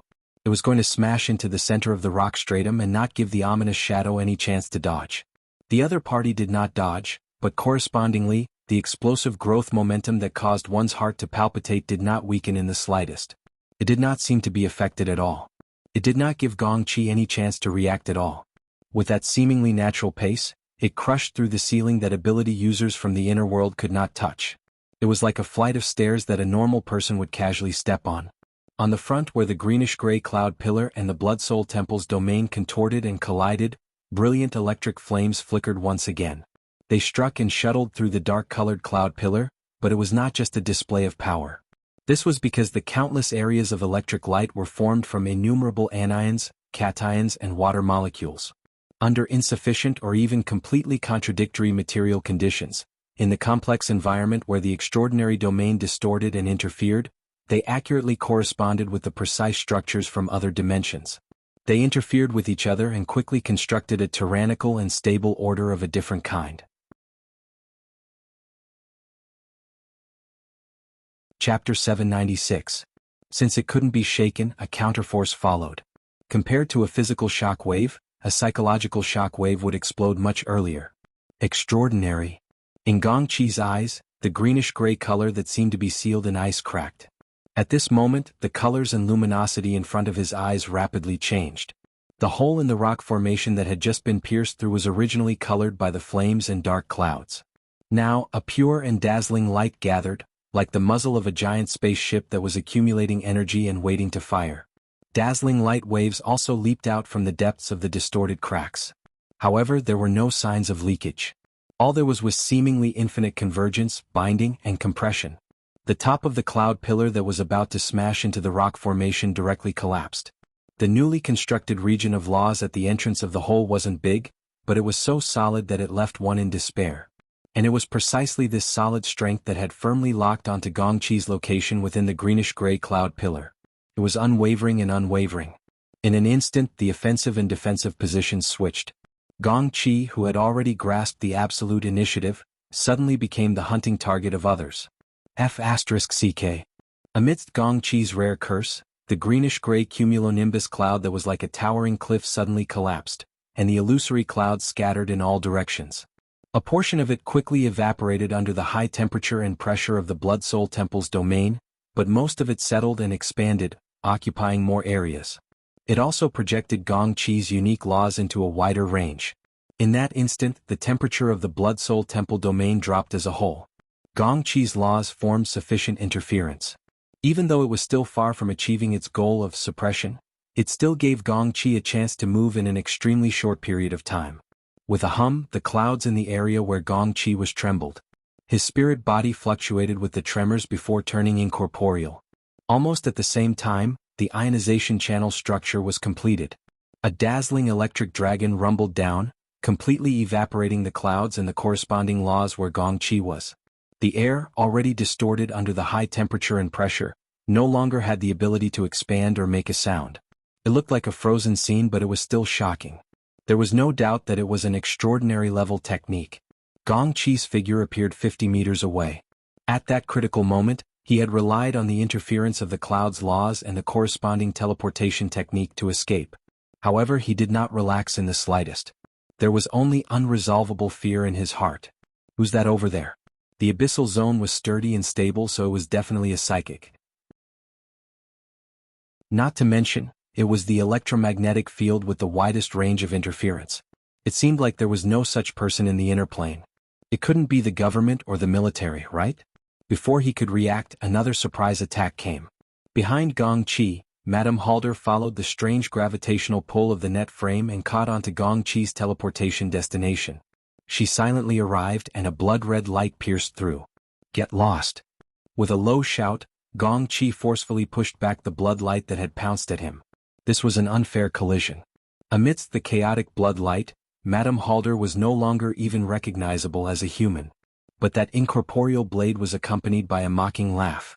It was as if it had been smeared with corrosive poison, and it stabbed right into his heart. The taste of fear is actually not bad.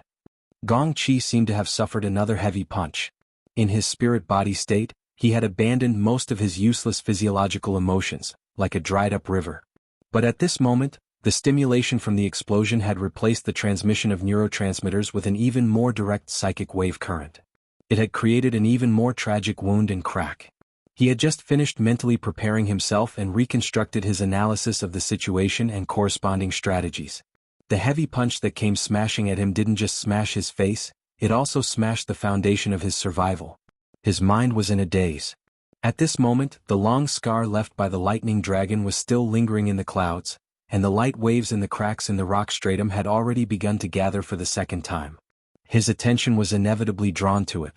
If the lightning cannons above his head were to fire continuously, and each strike had the same might as the one just now, oh no!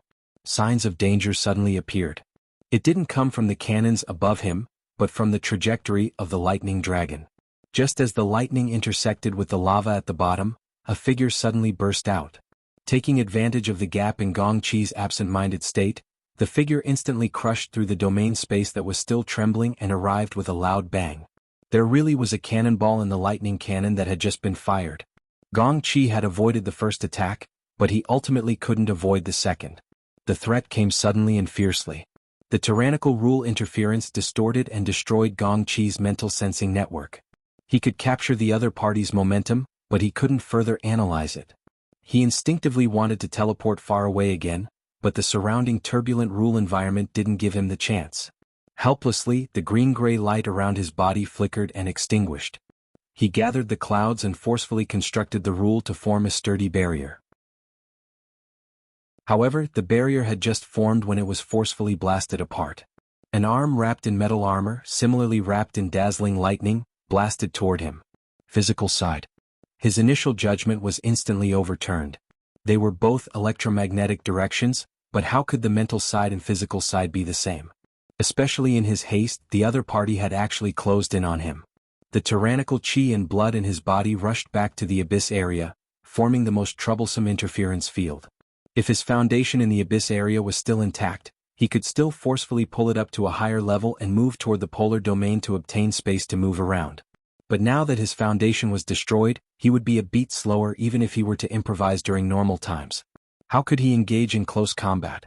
Gong Qi's heart palpitated. Almost at the same time, the lightning fist struck his face. The structure of his spirit body collapsed with a hum, and then it entangled with the green-gray essence energy around him. It was as if a gale had swept through the clouds and dispersed in all directions. This was thanks to Gong Qi's out-of-body state, which allowed him to disperse so easily and avoid the frontal attack. But the person who punched didn't make a sound. He slightly retracted his fist, and his body wrapped in exoskeleton armor spun along with the momentum of the fist. It was precisely this spin that instantly transformed the violent impact into a fist stance that was ready to be launched. It could be withdrawn at will, and its rotation was in no way weaker than Gong Qi's in his spirit body state. In particular, the electric current that leaped around his body supported a strong electromagnetic field on the physical plane, and achieved a storm-like disturbance on the mental plane. This kind of switch between offense and defense, as well as powerful control of the field, reflected the stance of a top-notch expert. It was also because of this that Gong Qi couldn't help but expend a bit more effort to reassemble his spirit body. Instead, a certain name naturally flickered in his mind, and then it was shot out. Jin Tong. In Gong Qi's memory, there was only one extraordinaire who could control electromagnetic power by his side. Once he was alarmed, that familiar aura imprint was also peeled off from the outer shell of the exoskeleton armor and the strange skin membrane. It was reflected in his mind, and there was no doubt about it. Gong Qi's furious thoughts swept through the void, but it didn't trigger any additional reactions. The other party locked onto Gong Qi's spirit body again, and without a word, launched another round of violent attacks.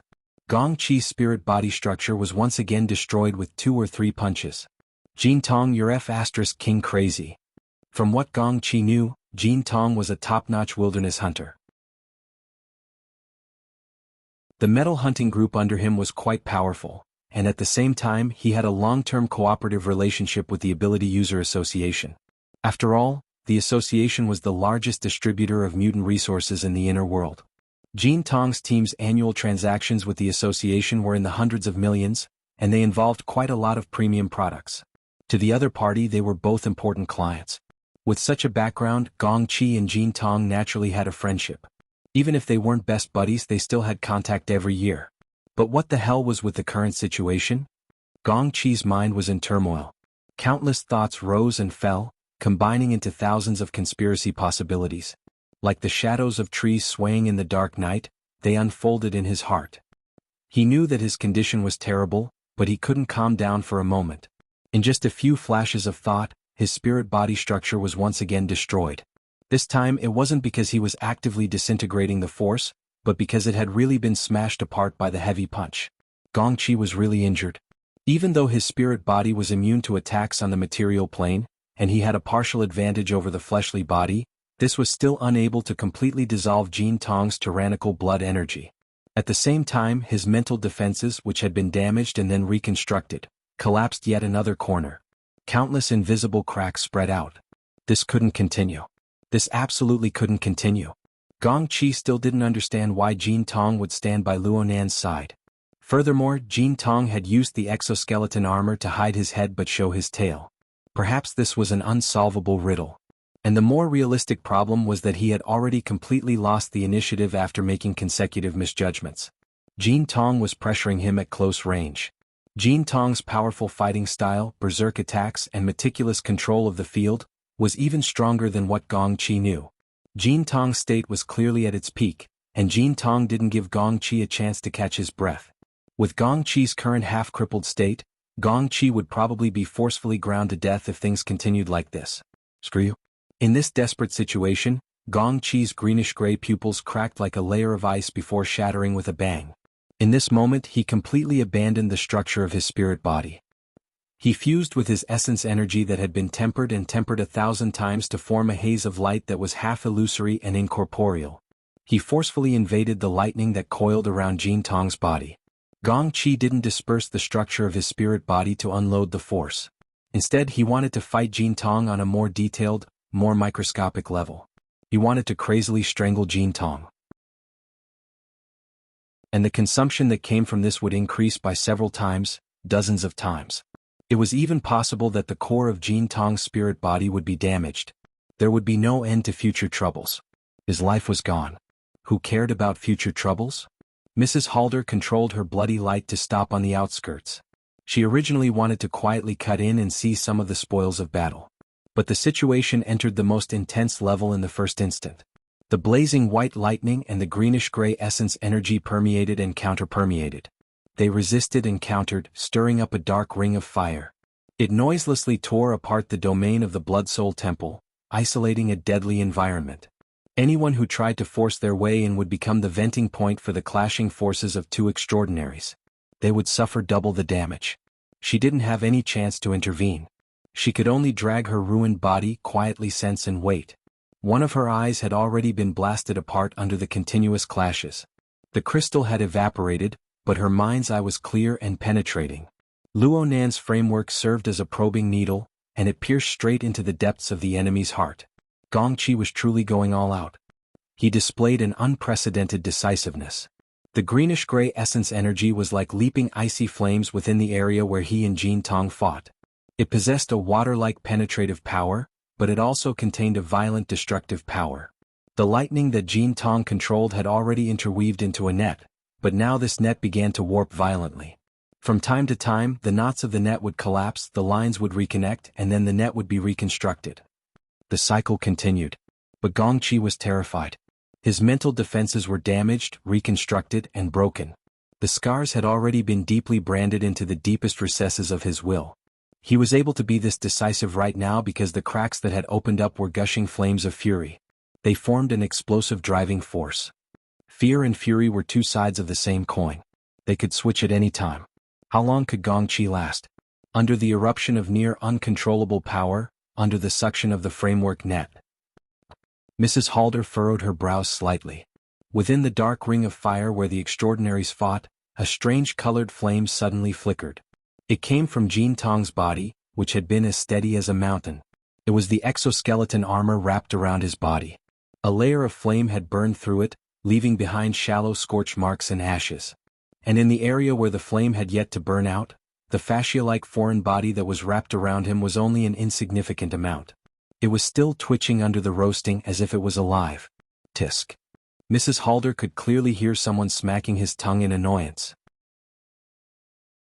Gong Qi, who was within the ring of battle, felt it more directly. The pressure from Jean Tong's side suddenly dropped, and an inconceivable break appeared in the tempestuous rhythm of attacks. A chance. Gong Qi's thoughts had already fallen far behind his instinctive reactions in this moment where the rules and energy interweaved. He made the most correct action in an instant. The greenish-gray essence energy instantly converged.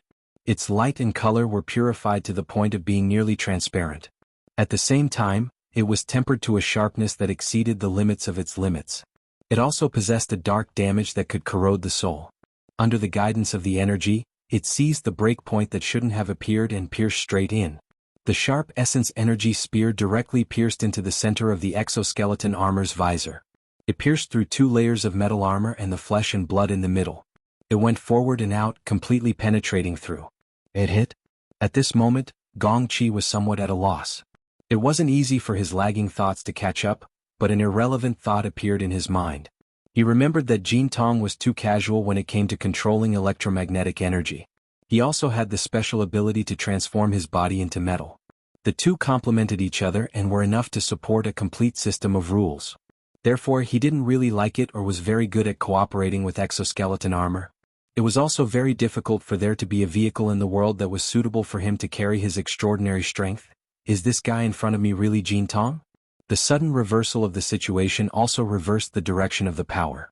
Gong Qi's attack caused the deadlock between the two to lose balance, and it poured out in the direction of the weaker side. The strength of the exoskeleton armor structure couldn't withstand this level of impact. In the blink of an eye, it twisted and collapsed.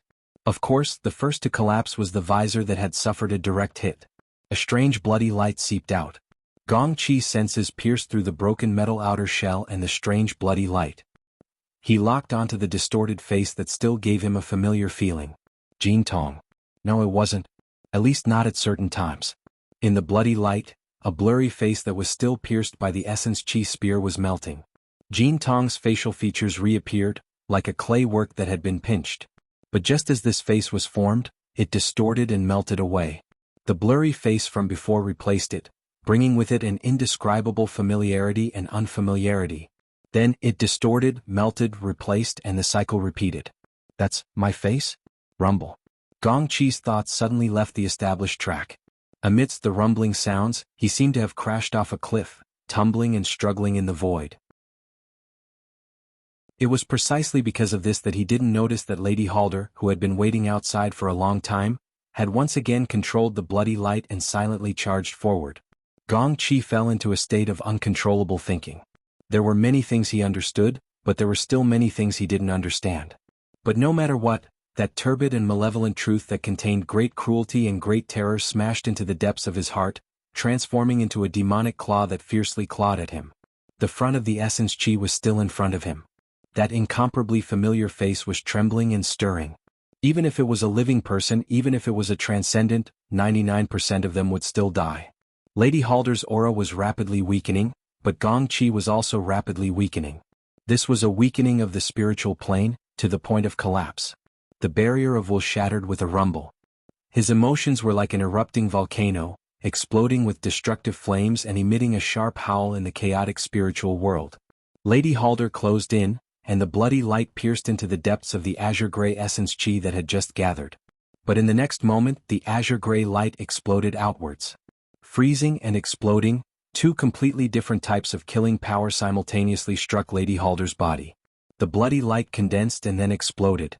Lady Halder's already badly damaged body seemed to have been stripped of all flesh and blood.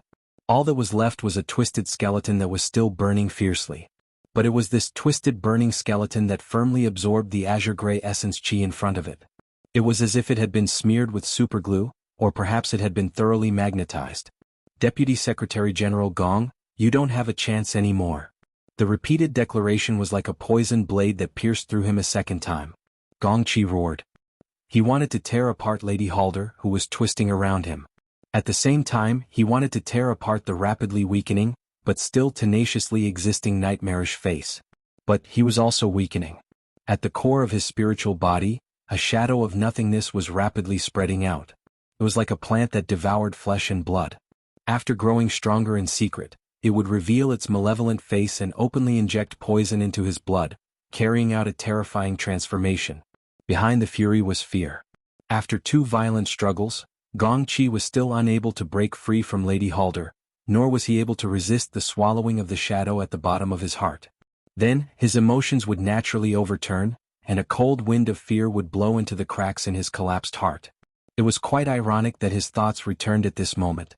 Gong Chi completely understood. His opponent's main direction of attack had never been the suppression of the Blood Soul Temple's domain. It wasn't Lady Halder. It wasn't the extraordinary that had driven him mad.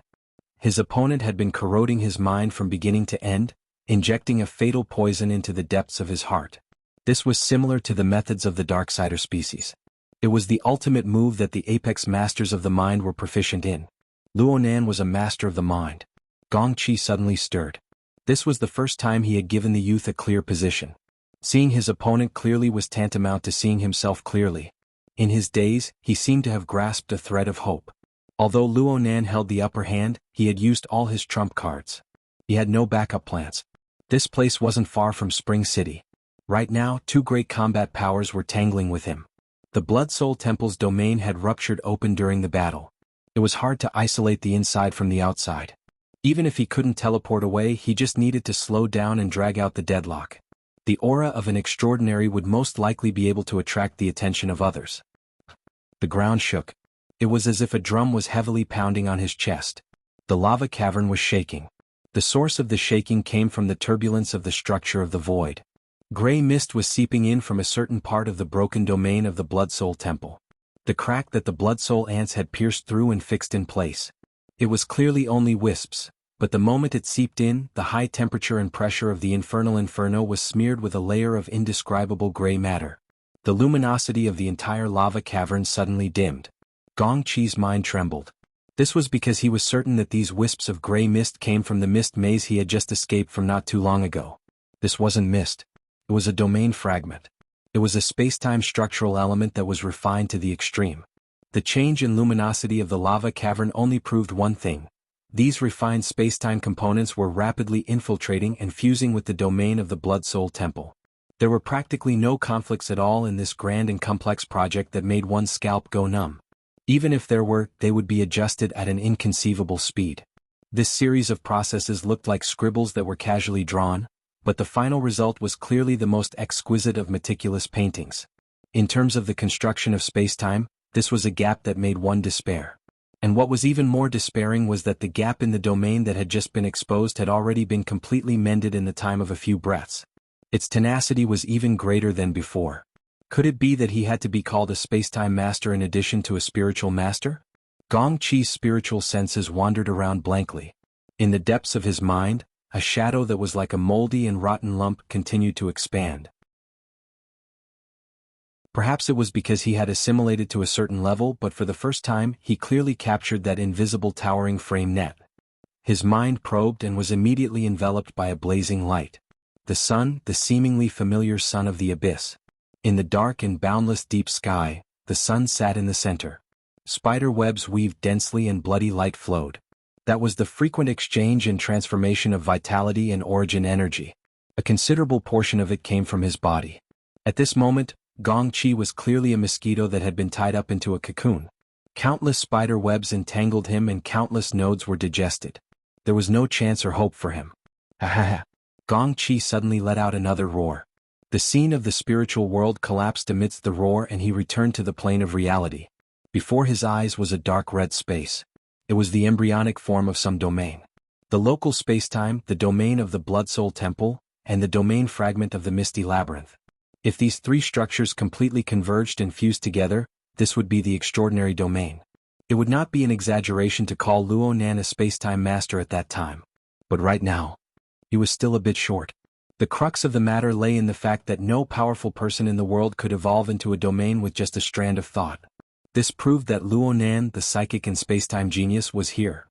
Perhaps he had just arrived, or perhaps he had been hiding here for a long time. In any case, the youth was here. He was within the range of his attack and slaughter. Ever since the battle began, Gong Qi's mind had never been this clear and this focused. Death was a foregone conclusion, and the final hindrance vanished in a puff of smoke. His extraordinary-level mental senses radiated the most penetrating rays of light, illuminating this extremely vast yet imperfect void. Then Gong Qi caught a glimpse of a figure. That figure should also be in a spirit-body state. A sharp howl rang out, and the green-gray essence energy instantly ignited and purified. It was just like how it pierced through the extraordinary body. It burned with hatred and fury, tempered into the sharpest of spears and swords, and shot across the sky. Die. Gong Qi had already exhausted everything he had in this fearless attack, including the teleportation technique that he had been unable to use due to the interference of the domain. Thus, he erased practically all of the distance between them. The spear and sword of essence energy had already arrived in front of the target's face. The abyssal region, no, an even higher region, operated marvelously. The spirit-body figure that originally existed in the world suddenly rose to a higher level, taking a step upwards. This step was from the real to the virtual. This step was beyond the reach of his strength. Gong Qi burst forth with another howl, and at this moment, he suddenly saw a pair of unfamiliar and cold eyes. The eyes were extremely close, yet they were very far away. It was loathsome. Gong Qi instinctively wanted to destroy these eyes, but in this instant, it was as if he had fallen into a long, winding river. He went against the waves and struggled forward, but he was swept even further away by the torrent of water. The ice-cold waves washed over him, taking away his energy and vitality, taking away his life force and spiritual light, taking away his emotions and thoughts, taking away everything that should be a life. All that was left was old, decaying, and other worthless things. Gong Qi howled and struggled forward. Finally, he saw a slightly familiar face. It was one of his most profound memories before he fell into the cloud world. It was the girl who attracted him to Xia City, the girl who was worth 2,000th of the shares of the Deep Blue Project. He did not know that his thoughts and the corresponding state of mind formed a nearly perfect mirror image of Jin Tong, who had fiercely fought him before his death. Chapter 797.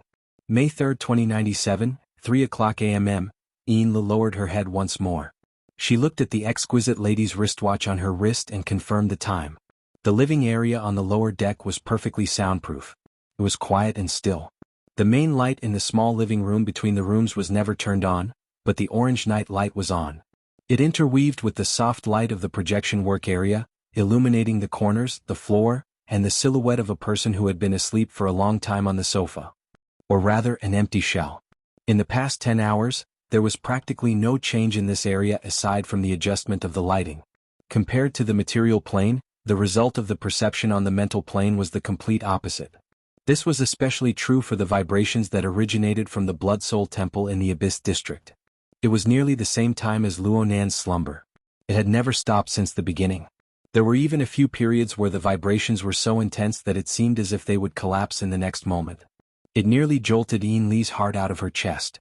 Throbbing, anxious, and fearful emotions followed her like a shadow. Even so, she still had to force herself to remain calm. She did her best to pacify the upper echelons of the order who didn't know what was going on. She wanted to prevent them from muddle-headedly doing stupid things.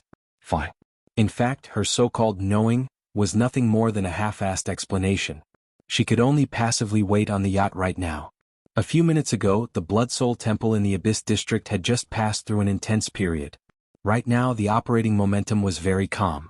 Enla let out a sigh of relief for the time being. She diverted some of her attention to look at the psychic diagram that had appeared on the projection work area for a long time. Perhaps it was a misconception caused by the long period of observation. She felt that this scene of a tornado on the sea gave her a strange feeling of unfamiliarity. It was like looking at a word for a long time and suddenly not being able to recognize it. At this time, the sound of static came from the built-in headphones. The captain of the yacht took the initiative to contact her. "Manager Een, there's a situation. The hull has suddenly become heavy." Enla didn't understand for a moment. "What did you say?" "The hull's draft is increasing. It's like 10 tons of cargo being smashed. It's already exceeded the design draft, but it's still going on. It's not far from the upper limit of the structure's draft. We may have fallen into a trap. The captain had just retired from the army not long ago. His words carried the air of a bandit. In fact, the sound of a gun being pulled rang out from the other side. Clearly, the crew area was already nervous. Ian Lee's heart was tense, but the situation she faced was much more complicated than the captain's considerations. How could she make a decision so easily? Just as his scalp swelled with pain, a faint sound came from the side of the sofa. It seemed to be Luo Nan making a sound from his nostrils. Ian Lee couldn't see too clearly, but she could feel that Luo Nan had woken up. His eyelids were moving, opening a sliver, but he hadn't completely lifted his head. It was like waking up after a long sleep. Half of his consciousness was still in a dream.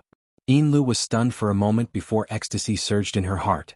At this moment, the hull of the ship shook slightly, and the originally well-soundproof living area could also hear the roar of coughing coming from the stern of the ship. The ray yacht cruising on the surface of the lake suddenly slowed down. Those with keen senses like Ian Lee could even feel the yacht sinking. Clearly, the situation reported by the captain was getting worse. It was at this time that Luo Nan opened his eyes. Ian Lee noticed that the color of Luo Nan's pupils was a bit strange. At first, there was a layer of gray and then a dark red color.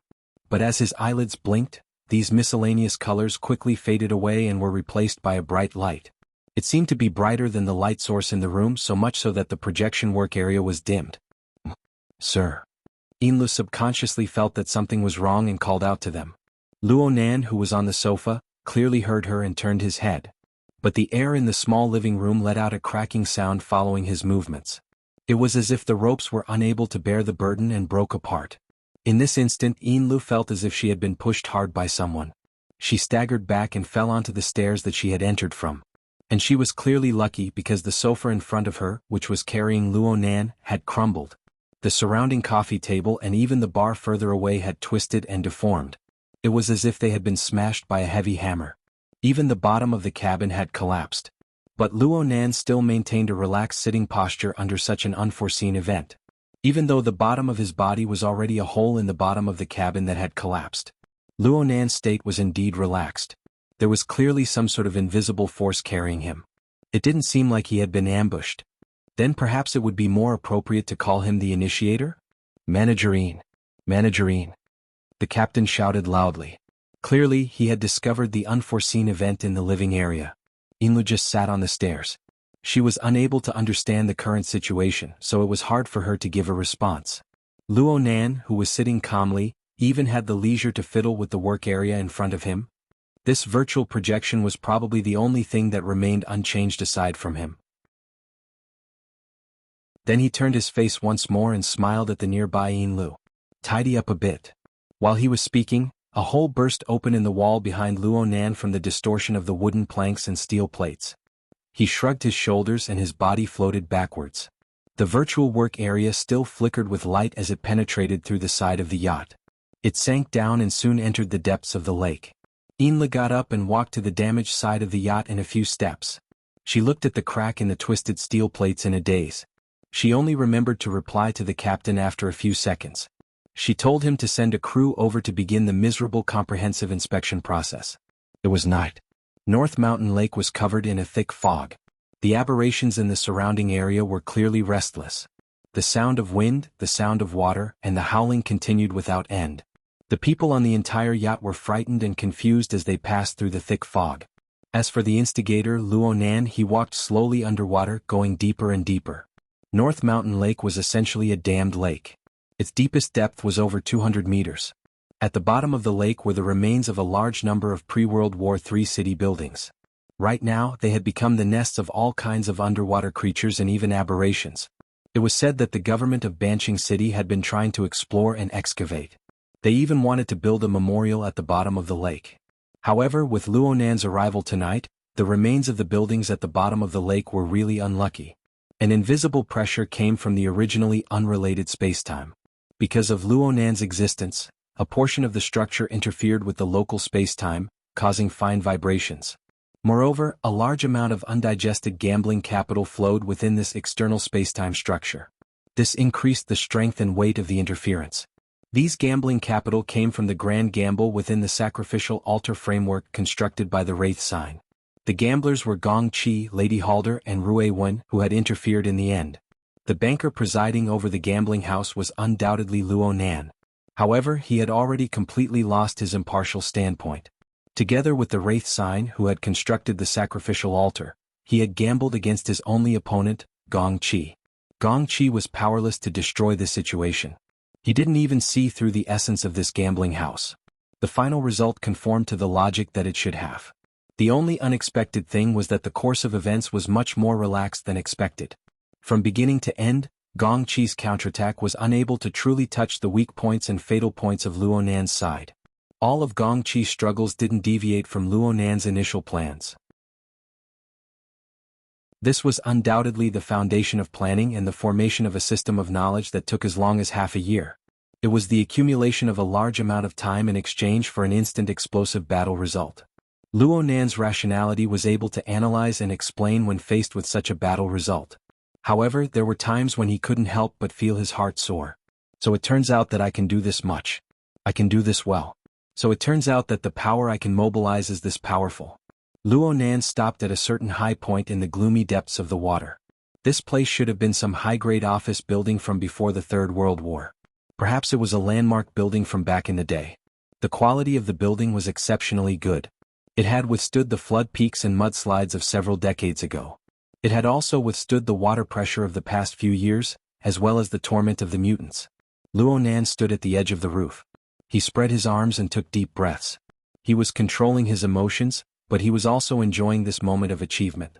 The bottom of the lake didn't give him a normal living environment, but the interference of the alternate spacetime structure was Luo Nan's strongest safeguard.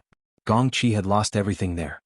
His extraordinary level soul structure and vast energy had been reduced to Lady Halder's next level of resources. And it was far beyond that. Rui Wen had cut off Gong Qi's life force. It was reasonable to say that she should have obtained a large portion, but she seemed to have reached a bottleneck. She didn't take too much. In addition, the Wraith sign guided and diverted a portion to be used as operating costs and future reserves for the Cobweb altar. The three Blood Soul temples shared some of the benefits. The built-in puppets and related believers all shared some of the benefits.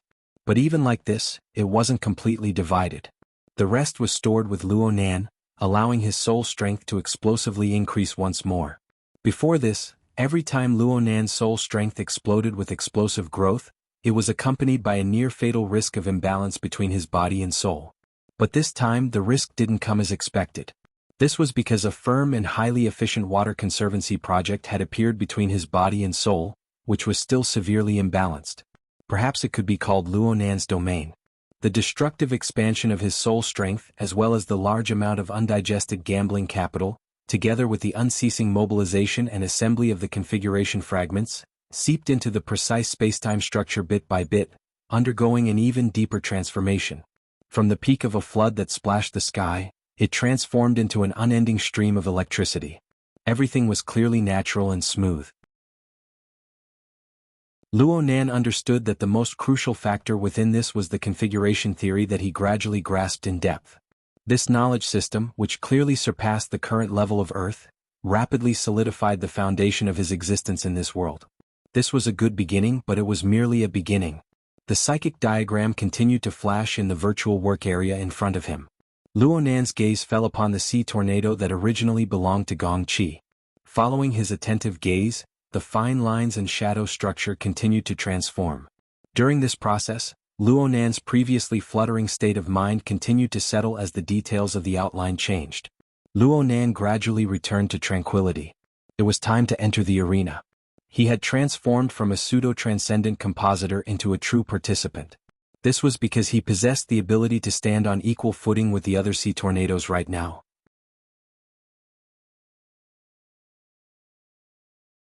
Chapter 798.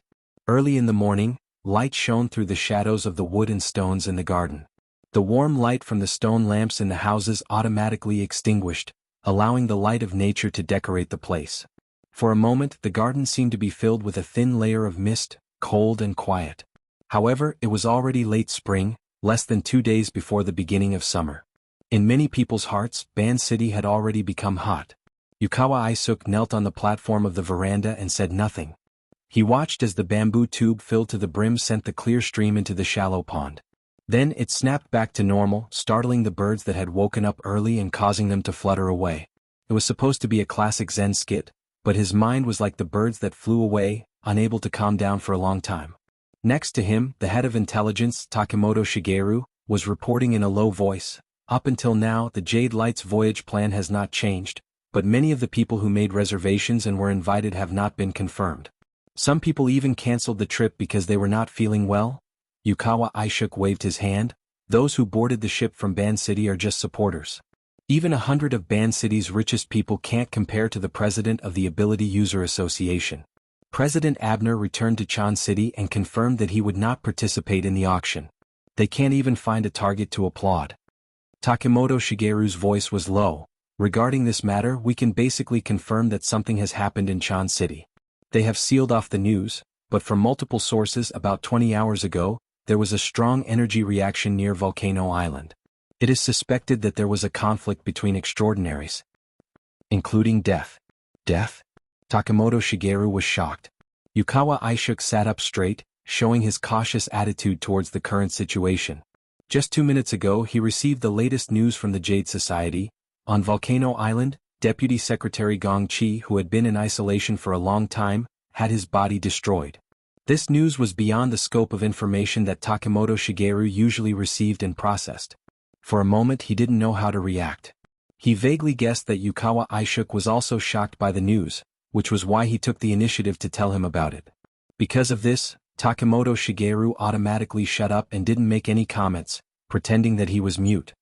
Sometimes rumors can become the truth. I've always been skeptical about the legend of Gong Chi discovering a new plane, but now I can almost confirm that it's true. Moreover, the situation is more complicated than expected. Now there's a guess. Gong Chi wasn't the only one who discovered the new plane. There were other people who intervened and took the opportunity to stab Gong Chi in the back. I don't want to talk about these things because it has nothing to do with us. Yukawa Isuk looked at Takemoto Shigeru. It seemed that the intelligence chief could understand his feelings. Takemoto Shigeru continued to play dumb. Even a pond under a typhoon cannot remain as calm as a mirror. Yukawa Isuk stared at the shallow puddle under the bamboo tube. There were no longer any ripples, but the impatience in his heart had not dissipated.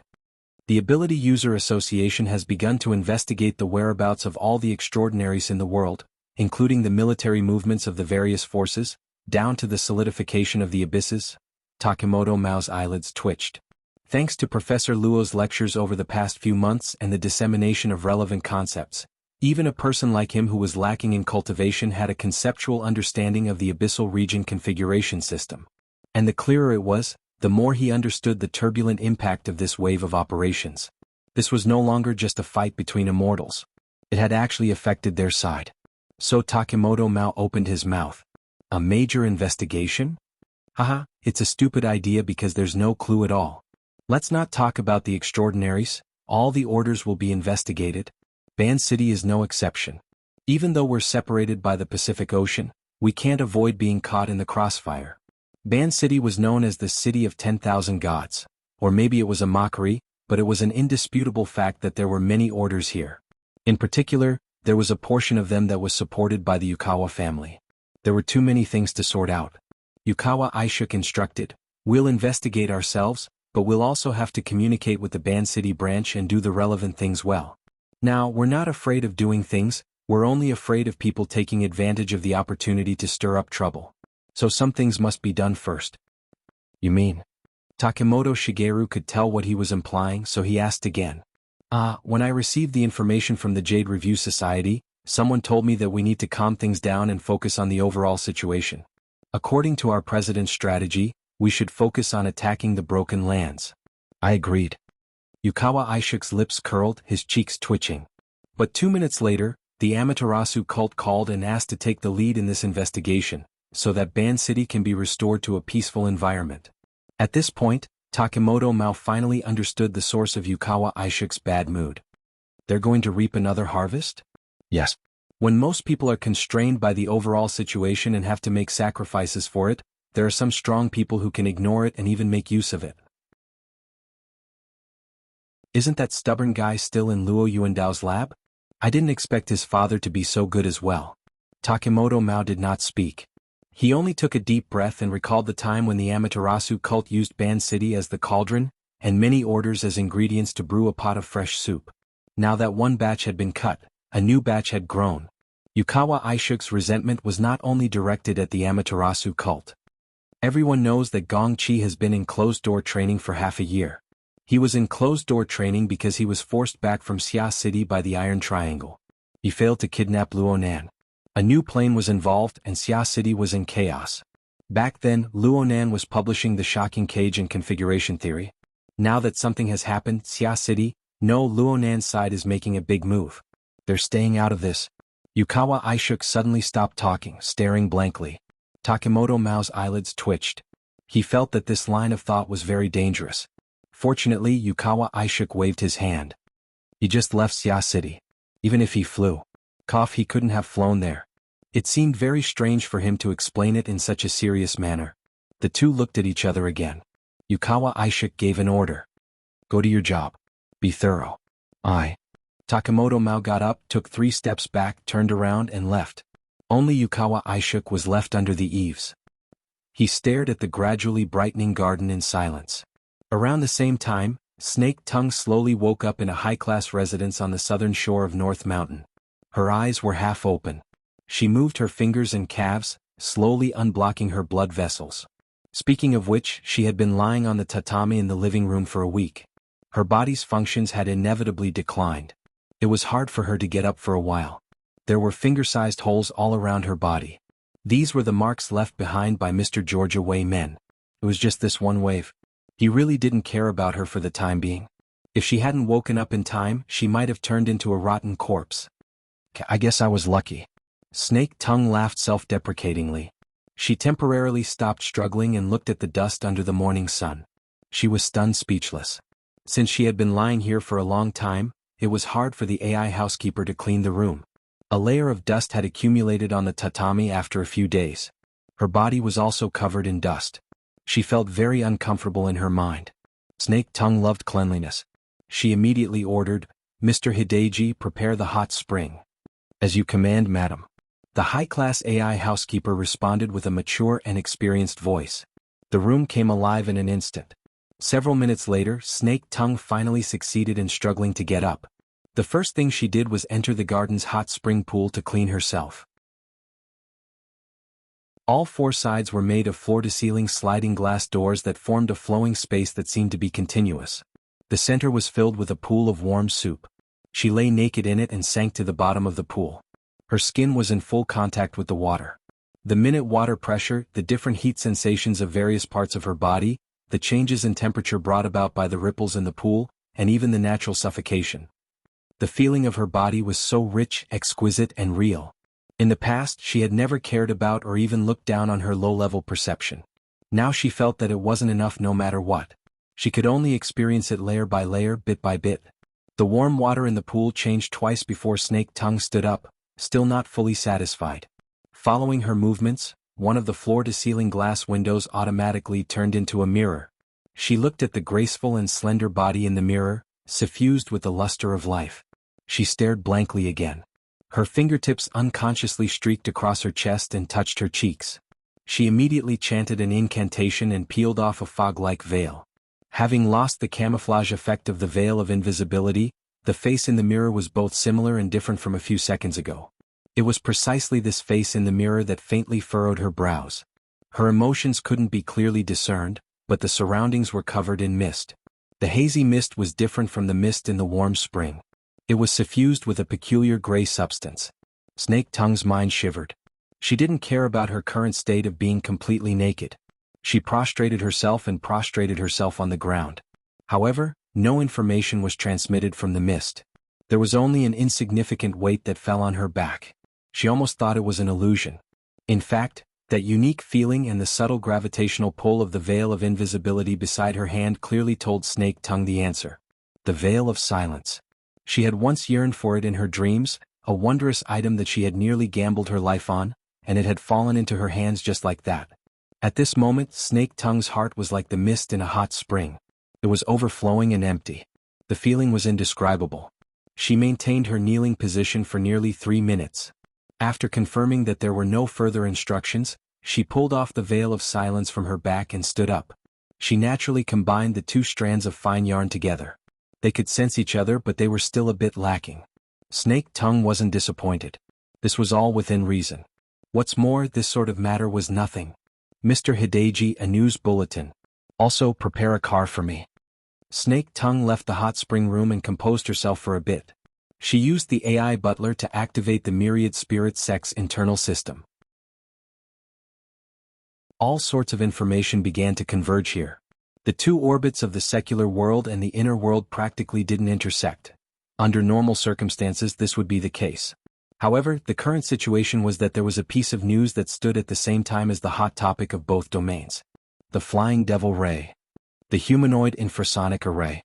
Snake Tongue constantly updated herself with recent information. At the same time, she spent even more energy earnestly grooming herself. Before long, the radiant Lady Kitayama Yuki appeared in the dressing mirror. The car arrived and Snake Tongue dressed up and went out. When she left, it was 9 o'clock on May 3, 2097.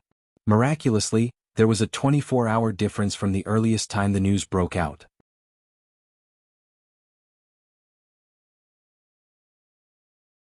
Chapter 799.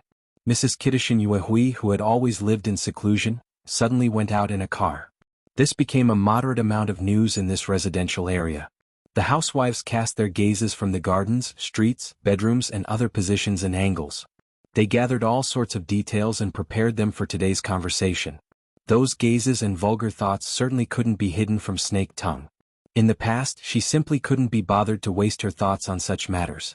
But today, she looked through the car window and swept her gaze over this residential area with great interest. She looked at the gardens on both sides of the road, as well as the faintly familiar faces inside and outside the gardens. Compared to the boundless and repetitive clouds, so what if it was vulgar? Those pale faces smeared with foundation and lipstick also glowed with a gorgeous color. The hired professional driver drove silently.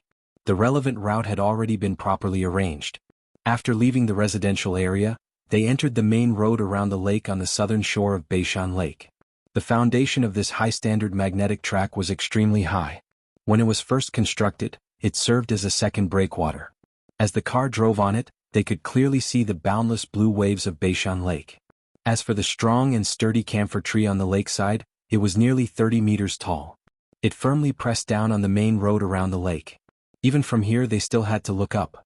Looking at the extended branches of the tree crown, it was truly like the arm of a giant spirit stretched horizontally between Beishan Lake and Ban City. It caused people to involuntarily feel reverence.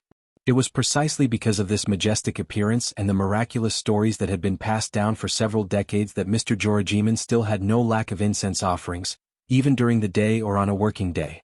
Snake Tongue could feel a certain spirituality that was becoming increasingly perfect through the incense and faith. It revolved and flowed, combing the dual environment of matter and spirit, nourishing and strengthening it little by little. Her gaze was cold and clear and her thoughts were cold. At the same time there was also a thought that swept past the car. The two sides touched and then separated. It could be considered a greeting, but the mood was cold. Snake Tongue didn't reprimand Jorajiman, and the latter didn't have any intention of apologizing. The friendship between the two was roughly like this. Half a year was enough for them to be completely consumed, so it wasn't strange. As for the future direction of the jointly established Myriad Spirit Order, or even the future of the two, whether it was Snake Tongue or the Jordan Gate, they didn't have the authority to take the lead. This was because there was a certain lord on the surface of North Mountain Lake. Snake Tongue and Zojia Wyman both consciously and unconsciously followed the will of that person. Snake Tongue was the conscious one. As for Mr. Zojia Wyman, it would depend on how he would react later. The car quickly turned off Lake Circle Drive. Snake Tongue had already prepared a boat here. She was prepared to go to the lake to pay her respects to that person. But before she could set off, she saw a fishing boat on the lake. On the boat was a familiar young woman who was smiling at her from afar. Soon the two sides met at the pier. Snake Tongue had already thought about it. She had indeed seen this woman before her. A week ago Luonan had summoned her soul and summoned her soul. Her soul and body were one for a short period of time, and she would occasionally see this face. It was just that it was hidden in a dreamy and illusory mist. It was hard to tell if it was real or fake. Right now there was no need to bother distinguishing. It was certainly someone close to Luo Nan without a doubt. Even though Snake Tongue was able to determine that this person's cultivation was a level lower than hers, she still bowed respectfully in greeting. Sinner Snake Tongue greets the High Envoy. Ainli's eyes stirred slightly. Snake Tongue wore a traditional kimono. She came in splendid attire. Her words and actions were humble and ancient. She simply adopted the posture of paying respect to a god. Naturally, she elevated Luo Nan to an extremely lofty position. Then, could she, a temporary secretary, truly be able to steadily occupy a position as lofty as that of a god? Ainli's thoughts turned to one side and she smiled. She avoided Snake Tongue's greeting and bowed slightly at the same time. I don't dare. My humble name is Ainlu. I am the Vice Ablatum of the Blood Flame Order. I follow the orders of the First Ablatum to serve by Mister's side. I don't deserve the title of High Envoy. The Blood Flame Order? The one from Xia City? Snake Tongue didn't participate in the final battle to kill Gong Qi, so she had no way of knowing of the close relationship between Luo Nan and the Blood Flame Order. It was hard not to be surprised when she heard this. But this was not the time for her to ask clearly. She could only suppress the suspicions in her mind and maintain a respectful and submissive posture. She hoped that Ainlu would pass on the message and allow her to meet her lord. The response from the other side was rather odd. Ms. North Mountain, according to Mr., you're a fan of the Mountain Stream Band? Snake Tongue raised her head in shock and saw Ainli's deep smile. Her mind immediately flashed and she responded a second later, what the Lord says is naturally correct. An intelligent person's intelligent reply. In this way Ainlu saved quite a bit of talking. She faintly sensed that Snake Tongue's existence would create a certain amount of competition for her. But from a rational perspective, she clearly understood that there was no meaning in this so-called jealousy. Her duty was to ensure that the information was accurately transmitted down the chain of command. It just so happens that Mountain Stream is currently rehearsing. Ms. North Mountain can go take a look. You're an actor and they're singers. The difference in their fields is quite large. But no matter how you look at it, you're still an artist. You're their senior. You can interact with them at a close distance. Oh, I just so happen to have something to do in the city. Can I hitch a ride? Of course. Snake Tongue invited Ainlu into the car. There was a bit of modesty between the two. In the end, Ainlu chose the seat behind the driver, leaving the front passenger seat for Snake Tongue. The car drove to the center of Sakura City. On the way, Ainlu gave Snake Tongue information on the Mountain Stream Band, especially information on the relationship between Moya and Luo Nan. She also gave a general explanation of the current situation. Actually, Ainlu herself didn't quite understand why Snake Tongue was involved. She didn't even understand the process of Luo Nan awakening and subduing this former enemy of hers. On the other side, Snake Tongue felt deep disbelief towards the background of Luo Nan being threatened. The Yuchuan family actually did such a thing to threaten a deity that had slain extraordinaries. Was it because their lord was too low-key?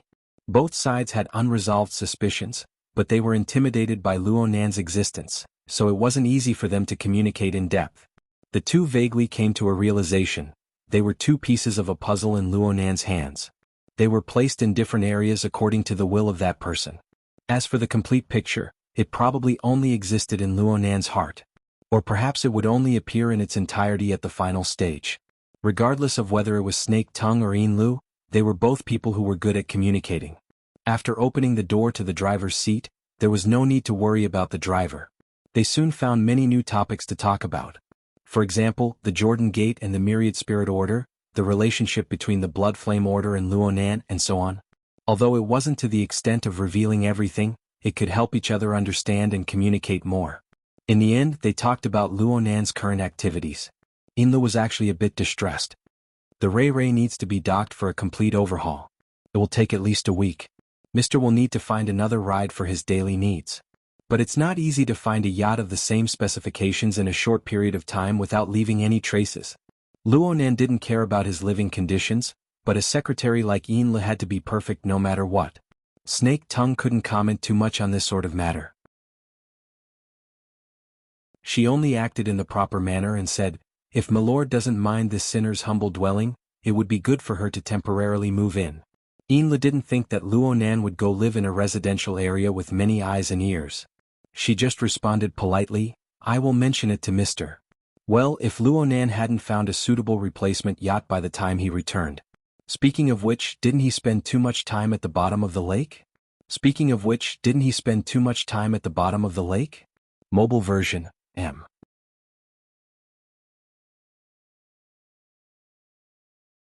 Chapter 800.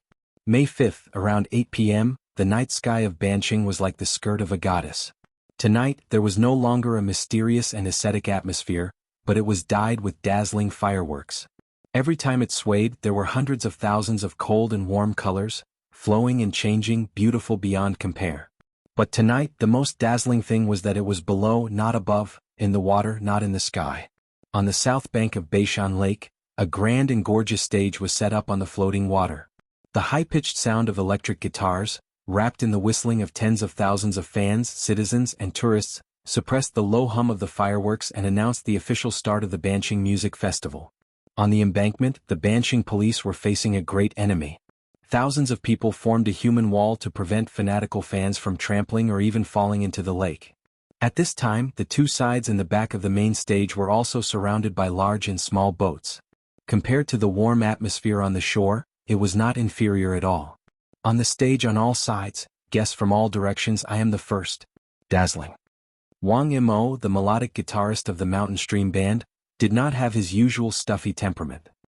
He desperately leaned against the side of the ship and seized the best viewing position, greedily absorbing the atmosphere of the stage. The band that opened the music festival was undoubtedly a world-class band. Every one of them was his idol and the goal that he hoped to achieve in his dreams. After envy, he suddenly felt bored. We want to go on stage. Let's go to the roadshow. Bassist Huang Xiangdong was already drunk. He raised his arms and shouted, which attracted the attention of the people around him, but it was rare for him to hit Wang Mo's heart. Wang Mo sighed. His performance was over. Among the hundreds of bands participating in the Banqing Music Festival, the level of Mountain Stream Band could only be said to be below average. The invited performance was just a warm-up performance, and it was not the turn of the main stage. The small concert that ended 2 hours ago was their only performance task in Banqing. In fact, most of the bands participating in the music festival were like this, and then they had to find their own way out. The roadshow was not shameful, and this was the ecology of underground bands. The problem was that the lead singer of the band was leaving tomorrow, so what was the point of playing? Oh, beauty. Huang Xiangdong seemed to have made a big discovery. His voice suddenly became sharp, just like his terrible high pitch. Wang Mo was too lazy to turn his head. Instead, it was the old keyboard player Ma Lu, who was also holding a beer bottle behind him. He narrowed his slightly dazed eyes and stamped his seal. Tisuke, a beauty in a kimono, how nice. Where is it? The newest drummer to join the band, Jeff Lewin, was small in stature, but he was a typical ADHD patient. Even in a crowd he would jump back and forth. His vitality and curiosity were first class. Malu responded kindly, on the right, on the shore, in a plain green kimono. Ah, what a dignified beauty. Wang Mo curled his lips. Actually, he had also seen it. Indeed, the figure and tone of the lady in the kimono were very aesthetically pleasing. However, in the darkness of the night and under the flashing lights of the fireworks, all the scenes had their own filter effect. In the end, it was just a self-anesthesia mixed with imagination. Compared to a lofty science student, Jeffrin's brain circuits were obviously less complicated. In fact, he was already so high that he didn't know where he was. Right? Which is right. Like new like best. Huang Xiangdong shouted in his ear, ride. Jeffrin instantly understood. He jumped to the shore and looked. Soon he laughed out loud and raised his arm to shout. Beauty. Bijasong Oniai-chan. Wang Mo covered his face. Perhaps it was better to just go back to Xia City. As a science student, he really couldn't stand this. Separated by dozens of meters of water, there was also the noise of music and people. Jeffrin's shouting couldn't have reached that side. However, perhaps it was a coincidence, but the lady really did turn her face. Her gaze seemed to be focused on the boat. Jeffrin was even more excited. He wished he could throw his arm out. Wang Mo had no choice but to squeeze half a body to the side with difficulty to avoid being stepped on. As soon as he moved, he heard an ouch. Jeffrin's knee hit the railing of the boat. However, Jeffrin didn't feel any pain at all. Even the shout wasn't caused by pain, but by mental stimulation. He slammed the railing hard, his vocal cords torn. That Oniai-chan. Viper. The people around them gave him sidelong glances, thinking that this guy had indeed gone overboard. In the end, Huang Xiangdong, who was of the same kind, looked back and forth a few times before suddenly coming to a realization. Ah, that outdated actress, that crazy and arrogant Shui something. Jeffrin slapped Huang Xiangdong on the shoulder. That's right. It's that hypocritical woman. Last night, I searched for half the night but couldn't find that kind of film. Today at the fan meeting, she also came. I'm really grateful that she didn't scold me in front of me. Wang Yimou and Ma Lu also looked enlightened. It was rare for the 4 band members to reach a consensus. They also had a deep impression of the lady in the kimono on the shore. After all, not every fan would be like that person, denouncing words like, apart from the lead singer, the band members are just a collection of mediocre talents. Moreover, even for lead singer Moya, that person's evaluation was like rhythm is far better than voice, temperament and appearance are more valuable, after closing your eyes, it's guitar skills that save you and your teammates, and so on. Under that elegant and dignified skin, there must be cold and slippery snake scales. Wang Yimou felt uncomfortable. This woman, based on her makeup, she should go to the opera. Why did she come to listen to rock and talk nonsense about a small band like ours? Old Ma Lu also stayed up late last night to do his homework. According to the information on the internet, she does have the qualifications to be in the Baozhong troupe. This was a god-level figure. The school couldn't afford to offend her. Wang Yimou shrank back, but Jeffrin was still there jumping. She must be depressed. Well, maybe she's cold on the outside but warm on the inside? If I do. Even if her ovaries are full of dry firewood, it's not up to you to light a spark. What are you looking at? This is a society that looks at face regardless of gender. Huang Xiangdong raised his thumb and poked behind his shoulder. When he was criticizing his companions, his thoughts and sense of direction were very clear, and his emphasis was also very accurate. Girl. Jeffrin dragged out his tone, but he was not angry. In fact, men were very tolerant of this kind of beautiful scene. He just sighed. I've long heard that he's super popular with women. I've come to Banqing to see for myself. 3. 4. What a waste. Huang Xiangdong gave him the tip of his pinky again. Be content. She didn't attract water, otherwise how could it be your turn? Jeffrin was still not angry. The 2 men talked about high, laughed together, and then hugged their heads and howled. Everything was said without words. The chaos on the lower deck mixed with the noise on the half-closed observation deck on the upper deck, leaving no quiet corner. However, as long as there was a need and mood, people could always subconsciously filter out some external noise and build a subjective private space. Of course, if there were 3 bodyguards who could quietly separate a small space, the material foundation of the atmosphere would be stronger. At this time, Emoya's heart was quiet and peaceful. She chatted with her close friend while leaning on the railing. No matter what the topic was, it was full of fun and mood. Perhaps it was a coincidence, but the kimono-clad beauty on the shore just so happened to be the topic of Emoya and Tang Yi's conversation. Unlike the traditional clothing on the opposite shore, the 2 on this side were casual and tended to be neutral. They were both tall and handsome. When they stood together, it was like they were models in a blockbuster. They were full of fashion sense. But the words flowed with the flavor of memories. In your eyes, our performance is probably riddled with holes. You can't bear to see it? I remember. A certain person's evaluation of the 93 Intramural Music Festival was purely the same. Do I need to repeat myself? I just have some doubts about your method of classification. Okay, I'm saying that there's no need to distinguish too clearly. Tang Yi reached out and gently twirled a strand of hair on Emoya's cheek. Hair is hair. In most cases, 1, 2, 3 or 5 strands are meaningless. It's a joke. Don't change my established view. In any case, from Uncle and Luonan, I understand that family members with the same bloodline have heaven and earth differences in talent. Not to mention you and me. You're indeed like you. You realize early on, but it doesn't hinder you from hitting your head and bleeding. How so? Emoya's smile blossomed. She moved closer, ignoring the surrounding gazes, and lightly kissed Tang Yi's cheek. I'm the most optimistic person. I'm waiting for everyone by my side to realize their talent and realize their dreams. After all, there are no family members waiting there. The moment of success is perhaps the saddest moment. Wow. You can use it as material for a speech. Uncle instilled in me. Perhaps it can be called the ultimate background wall achievement? Now that I think about it, perhaps it's just coaxing a child. But there's no other way. I'm very coaxed. It wasn't very funny, but the two had their foreheads pressed together. Their temples rubbed together and they couldn't help but laugh. Naturally, it attracted the gazes of others. Tangy didn't care about the gazes of others. But when she connected Mo Ya's uncle with the more direct information of his identity, her mind drifted for a moment. Luo Zhongheng. That researcher that Li Wei didn't hesitate to take action personally. Could his talent really break through the generation gap of civilization? Or was it a miracle that was fed by an even more inconceivable resource? If it was the former, then it would be very difficult for miracles to appear in a short period of time. But if it was the latter, where was the inconceivable resource that could make miracles appear again? In the past year, similar questions had been tormenting those high and mighty fellows. Should they continue to indulge and observe? Or should they nip at the bud of a crisis before the next Luo Zhongheng appeared to avoid paying a greater price? After a few forks in the road, the situation was on the verge of going out of control. Or perhaps, it had already gone out of control without them realizing it. She sighed softly. The clouds in Banqing are very thick. Amoya looked up. The fireworks in the sky had yet to dissipate. The flames and the remaining smoke intertwined. It was thick and colorful and the senses weren't clear enough. But as for the clouds, she really didn't see any.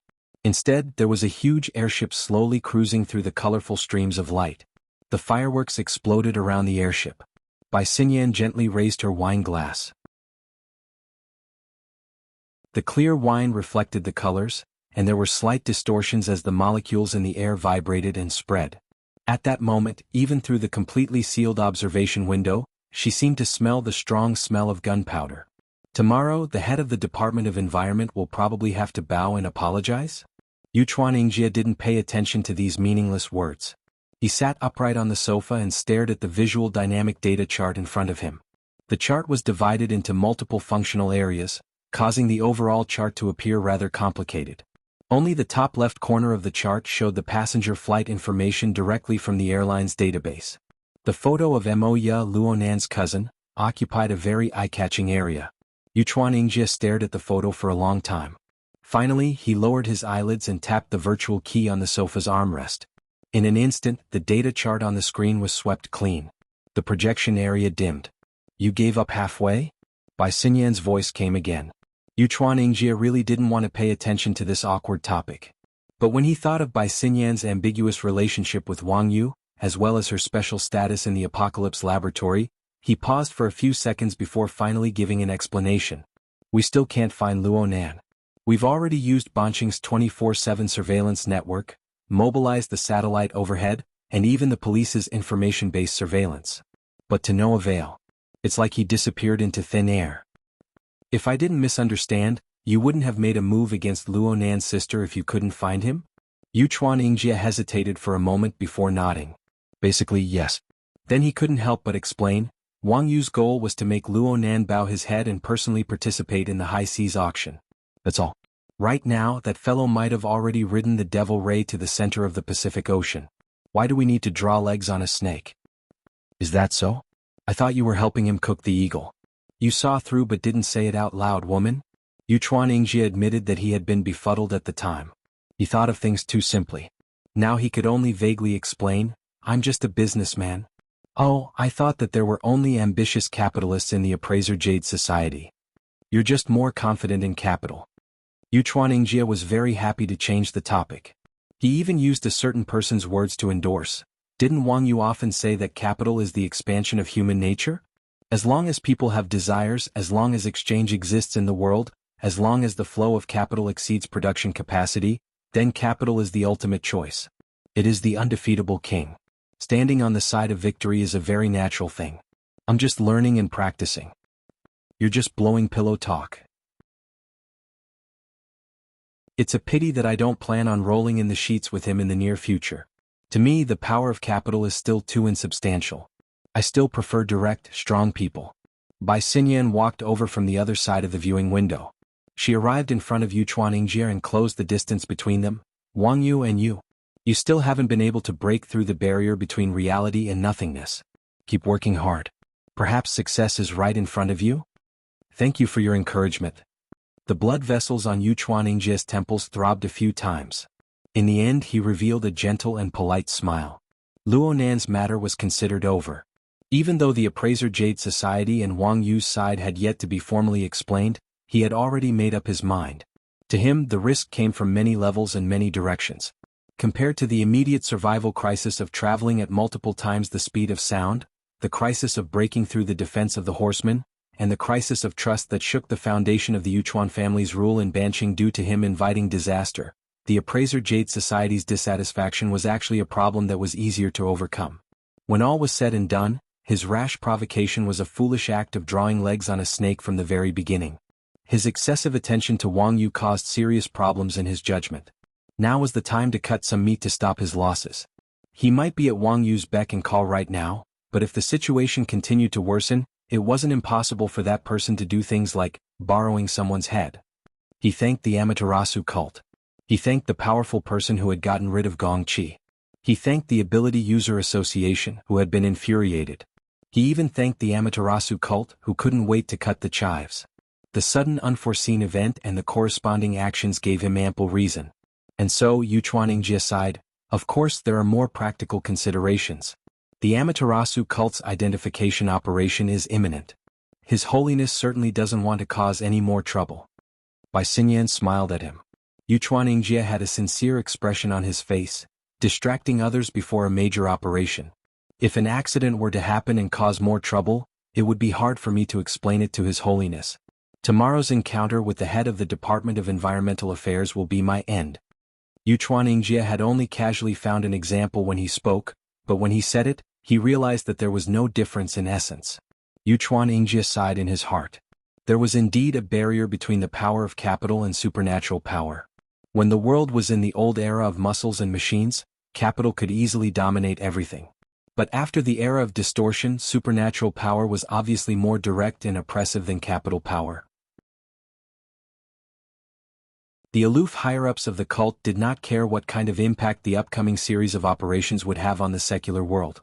After all, there were people like the Yuchuan family who were willing to stick their heads out and solve all the problems in the future. There was no other way. Capital was such a shameless thing. Whoever could make it multiply would be the benefactor. As for the right to lead. Speaking of which, how much money did the Apocalypse Laboratory need to invest in the Bloodline project to achieve the desired results? Was that Li Wei really trustworthy? His research direction and research subjects were far beyond the established system, causing even the most demanding investor to lose their professional judgment. And the series of results that pointed to the ultimate mystery of life made the core circle of capitalists in the world invest money like crazy. One project after another, year after year, no one knew when it would end. Yuchuan was a little distracted when he suddenly heard Bai Xinyan say, "If you don't need this projection area, can you lend it to me temporarily?" "Of course. This is something you brought up when you boarded the ship. It's a set of newly developed professional equipment. It's still in the experimental stage. It was just delivered from the deep blue world yesterday."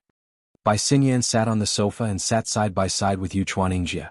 Then she picked up the black suitcase beside her and opened the complicated lock. "I heard that Pope Hyaku spent a lot of money in Banqing, so I wanted to use this special situation to test the effects of the equipment. I don't think the Pope will mind." "Test." Yuchuan frowned. Hyaku was the name of the Amaterasu Order's Pope. It sounded weird, but his son, the true god of the order, was even weirder. He was called something like Qianju. Of course, almost no one dared to call him that anymore. Yuchuan would not follow Bai Xinyan's lead and used honorifics. His Holiness has always been magnanimous. If Miss Xinyan had communicated with him beforehand, it's not too late now. As soon as he finished speaking, their gazes met and they stared at each other. Then the area was silent for more than 10 seconds. Both of them were waiting for something, but there was no new information in the air. Did this count as a pass? Yuchuan was not in a daze. Instead, he used a special channel to inform the Pope. Now, it was obvious that he had accepted it. Well, it was said that the Amaterasu Order had the closest relationship with the Apocalypse Laboratory among the three major orders. There was always a reason behind it. The Yuchuan family and Wang Yu might not be a match for each other in terms of connections in the Amaterasu Pure Land. Yuchuan adjusted his state of mind and said, "Is this equipment for commercial use or something more important?" "Commercial use." The board of directors hopes to use the recent craze to make it a hot commodity. It is an indispensable piece of equipment for the future. It is to contribute to the project's goal of making a profit. Making a profit. Yu Chuanningjie shook his head slightly. Forgive me for being blunt, but we don't spend tens of billions of dollars on the Apocalypse Laboratory every year because we want the money to go to our descendants. We want to see something different, at least something clearer. I understand. You want to use the breeding ground of capital to breed a bastard with extraordinary power. But forgive me for being blunt, but this kind of method that goes against the basic ethics of the universe will not be effective. Perhaps it should be like natural life, using countless mutated and evolved offspring to select the most suitable result. But when I was investing, the investment document I received described a very direct reverse restoration process. You should be familiar with the way capital tells stories. All right, Mr. Yu Chuan. I am not the representative of the Apocalypse Laboratory, and I have no intention of explaining anything to Mr. Li Wei. As a shareholder, you can directly request the board of directors for more details. As for now, as a handsome gentleman, you should help the lady in front of you arrange this sophisticated equipment. Perhaps you will be rewarded with a kiss in the end. Thank you for your kind offer. Yu Chuanningjie did not mind sharing women with Wang Yu, but he definitely would not share danger. He quickly lowered his stance and rolled up his sleeves to help Bai Xinyan connect the equipment in the suitcase to the projector. About half a minute later, the projection area lit up again. At first, Yu Chuanningjie thought that he saw some kind of screensaver. It was a scene of bubbles and water droplets rising. It was very realistic, but he could still tell that it was an animation effect. Should we get to the main topic now? The change in the projection was somewhat out of Yu Chuanningjie's expectations. It was still the same animation effect. Countless bubbles, droplets. In short, it was just a shape. Layer upon layer, colliding and distorting. Soon it spread throughout the projection area. The corresponding angle of view was stretched and expanded. The details were blurred, but the overall appearance was more and more spectacular and chaotic. Closing one's eyes for a second and then opening them again to look, it was like diving in the summer. Entering the grotesque shallow sea, colorful and gorgeous, yet no substantial structure could be seen. It was also impossible to distinguish where the sunlight came from. What is this? It's currently the most popular trend in the world. To be exact, it's the most popular trend in the inner world. The laboratory's temporary name for it is the mental ocean mimicry picture. The general idea is that through large-scale calculations and special modules, a rough picture of the mental plane within an area is simulated. Though the accuracy isn't high, and the reaction is lagging, making it impossible to use in actual combat, if it becomes popular, its authenticity will increase after a period of data collection. At the very least, this will be the case in the relatively low-level mental ocean. Yu Chuanningjie digested the core concept in Bai Xinyan's words with great difficulty. His eyebrows furrowed into a knot. The trend you're talking about is Luonan's? That's right. The cage theory. Then what about the modules? Of course it borrows the concept of a cage, but it's simplified into bubbles or droplets for the sake of easy calculation. So this is borrowing? Different paths lead to the same destination. It's just like the close relationship between a cage and a configuration. Of course, there are also people who are considering whether or not to ask Luonan to endorse this product. Is there an instruction manual? Yu Chuanningjie spent close to 20 minutes while Bai Xinyan was adjusting the equipment. He roughly read through the instruction manual for the mimicry picture generator. The more he understood, the more he felt that this gadget was brilliant beyond his imagination. Miss Xinyan, if I'm not mistaken, this gadget is a panoramic probe into the mental domain of reality?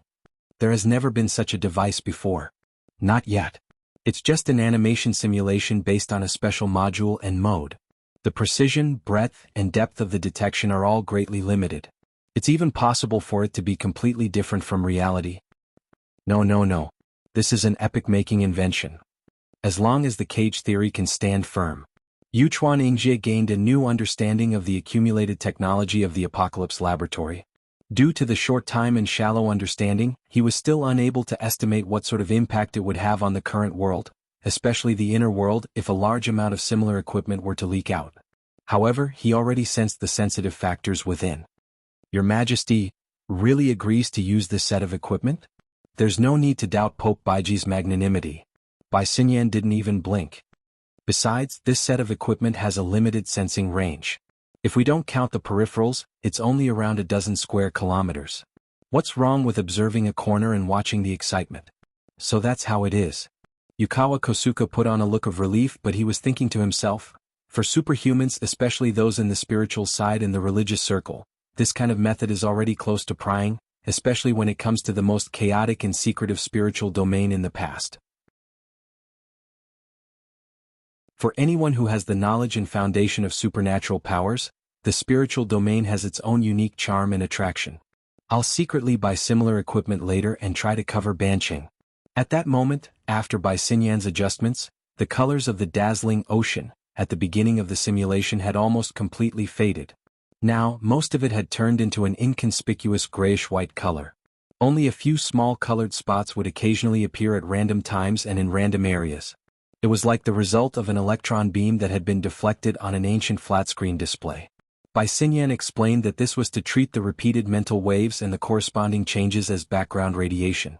Only those that exceeded the relevant threshold would be paid attention to. It was also a stopgap measure due to the lack of peripherals and the limitations of computing power. As the time for the Amaterasu cult to take action approached, Yu Chuanningjie shut his mouth and stared at the projection without blinking. At that moment, Bai Xinyan considerately placed a blurred satellite image behind the background radiation to achieve a simple correspondence between the animation and the map in reality. According to Professor Luo's theory, the spiritual ocean and the material world do not have a strict spatial correspondence.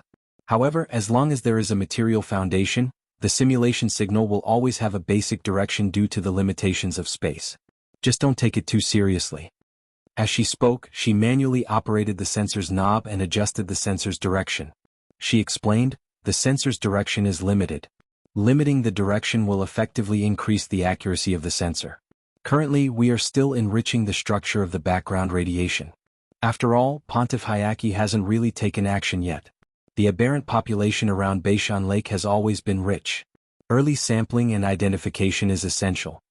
Yu Chuanningjie could not help but say, as for the southern shore of Beishan Lake, the aberrant population has basically been wiped out. The only thing that's still standing is that camphor tree. Oh, I know. You're Mr. Sakiman, right? Bai Xinyan did another round of delicate operations. About 10 seconds later, a colorful area that was clearly different from the overall background appeared in the dark ocean. The area looked like a child's carefully blown soap bubble. It was distorted in the rippling airflow and refracted 7 colored rays of light.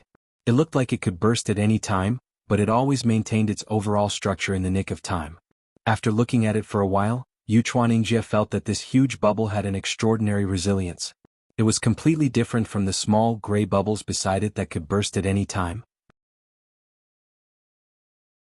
This is the structure of the aberrant species in the spiritual ocean. If it really existed, it would be very eye-catching. Bai Xinyan praised softly, then shook her head. It's a pity that the current equipment is not enough to analyze its internal structure. A living creature like this that clearly possesses a certain level of intelligence and a fixed spiritual dimension is a very precious research material. It's a pity? Yu Chuanningjie knew that this Mr. Sakiman, who had already become a spirit, was the ingredient chosen in advance by the Amaterasu cult to make a fresh soup. If he missed tonight, he would not have another chance to study it. Fortunately, there was still enough mutants in this era not to mention other things.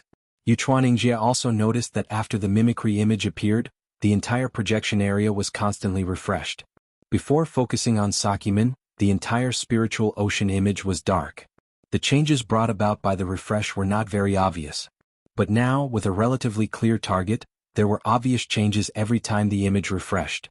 It looked like it had been done by a clumsy editor. It was very uncomfortable. Yu Chuanningjie had mild obsessive-compulsive disorder. He frowned when he saw this. As expected, it was only a half-finished product. Now he could only force himself to adapt to such flaws. Besides not blinking his eyes, he also secretly turned on the recording function. He recorded the entire process of the mimicry image's display and used it as material for research and analysis. Compared to Sakiman, Yu Chuanningjie was more interested in the Amaterasu cult. As the undisputed protagonist of tonight's event, what kind of methods would the Pope use? What kind of form would it appear in the spiritual ocean picture? After locking onto Sakiman, the 30th refresh passed.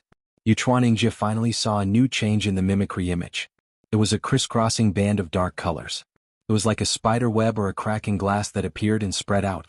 Most of them were very slender, but their color was darker. In contrast, the originally dark background became a brighter grayish-white color. These extremely dark lines were like deep crevices. They looked like they could shatter the projection area at any time. It looks like the roots of a large tree. Ha! Bai Xinyan's visual thinking was quite different from Yu Chuaningjia's. But after being reminded by her, Yu Chuaningjia immediately thought of a concept that the Amaterasu cult was famous for. Are you talking about the Fusang tree? Bai Xinyan looked over and slightly curled her lips. She shook her head. Haven't you heard of the theory of distinguishing between tools and plants? Yu Chuaningjia blinked. Elites like him always did their homework before taking action. As a result, even if it was something non-specialized, he would always have some impression of it. It's Luo Nan again. That's right. It's Professor Luo Nan's brilliant theory again. In his opinion, the cult's solidified structure in the abyss area is like a towering tree. More importantly, its roots are complex. It reaches down from the abyss area into the dense cage of the spiritual ocean and absorbs nutrients. This is a verification. Yu Chuaningjia kept his mouth shut. When it came to the foundation of the cult, playing deaf and mute was the minimum level of self-restraint. But he still had some doubts in his heart. The name Fusang Divine Tree was quite appropriate, but what was the corresponding nourishment? After a few more rounds of refreshing, there was an obvious change in the flow of scenes. The colorful bubble that corresponded to Zoe's gate, which was now obviously shrinking, gave Kosuke Yuchuan a more intuitive feeling. This person and those new leaks that had grown out again? What is this long stripe? Yuchuaningjia made a new discovery. In the simulated image, there was a faint bright line that ran through the entire projection area. It came diagonally from the top, roughly from the direction of the depths of North Mountain Lake. It moved about a tenth of the screen's length before suddenly disappearing. A few seconds later, after several refreshes, the conspicuous band of light changed its angle and appeared at the edge of the south bank. At the same time, it twisted and distorted, severing the entire projection effect. Miss Xinyan? Bai Xinyan didn't respond. She just adjusted the equipment, her eyes unprecedentedly focused.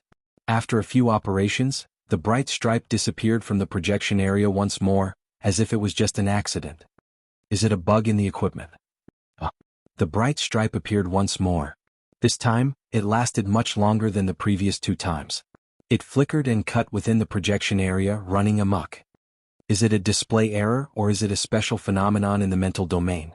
It's interference. What kind of interference? Bai Xinyan was about to speak when she suddenly froze. Yu Chuaningjia had more or less the same reaction. This was because at this moment, the two of them received the same message from different channels. Tonight's operation is suspended. At this moment, the mimicry image underwent another round of refreshes.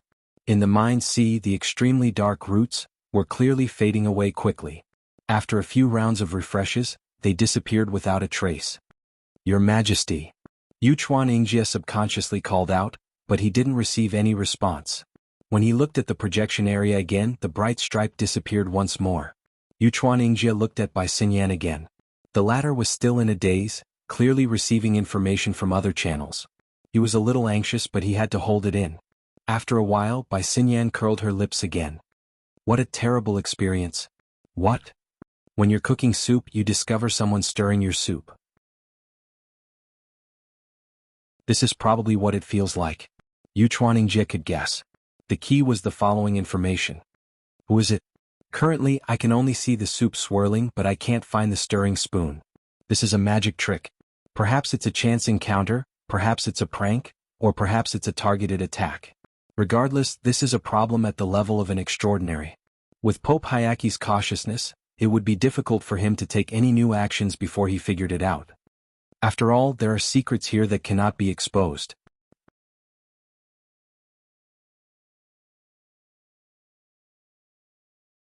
Chapter 801. I have many little secrets, little secrets. I have many little secrets, little secrets. I'm not telling you, hee, I'm not telling you, the ancient nursery rhyme swayed in the clouds. It was out of tune and scrupulous and carried a little hoarseness and difficulty of the voice-changing period. However, when it spread far away, the lingering sound turned into muffled thunder, overlapping and humming. The empty clouds actually had the reverberation effect of singing karaoke. Luo Nan, who was singing the nursery rhyme loudly, was still leaping up and down amidst the clouds. He somersaulted several times in a row. He had the momentum of wreaking havoc in the heavens. Only when it was tired of tossing and turning did it spread its limbs and float freely in the depths of the clouds. At this moment, the sun above his head was also releasing its restless pressure in the form of light and heat. Luo Nan half closed his eyes and felt the slight warmth on his face. His mind calmed down a bit and he felt that his actions were preposterous. He felt that it was even more laughable. He really did laugh out loud, laughing until he was out of breath. In the end, he let out a howl of ah. It wasn't until he roared out the last bit of air in his lungs that his body curled up, his face flushed red and tears flowed from the corners of his eyes that he finally stopped. He returned to his sprawled state and gasped for breath. Luo Nan no longer had any misgivings. The people who could obstruct him were all dead. The cloud world had finally returned to his control.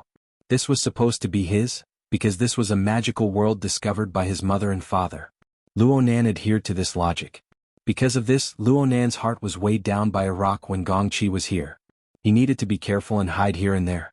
Now that Gong Qi was thoroughly dead, Luo Nan's stifled heart rumbled and swelled, rolling up 1,000 emotions. He no longer had a reason to restrain himself. However, this place was too deserted. He did not receive any response. Would it be the same in the future? He followed the clues of his parents and stepped into one realm after another. He thought that he could touch more of their aura, but when he overcame all the difficulties and was moved by his family's rapid improvement, his rationality reflected the reality around him. In the end, it was just a mass of clouds and emptiness. Luo Nan's eyelids drooped down a bit more. But even so, a bright red glow still pressed in between his half-lidded eyelashes. The stimulating hue was like a dark flame smothered under new charcoal. It quietly devoured the fuel that had just been added amidst the fine crackling sounds. His heart was not at peace. Even though he had just gotten out of his stressful job and vented his frustrations in this boundless world of clouds, the flames in his heart were still burning. Luo Nan opened his eyes once more.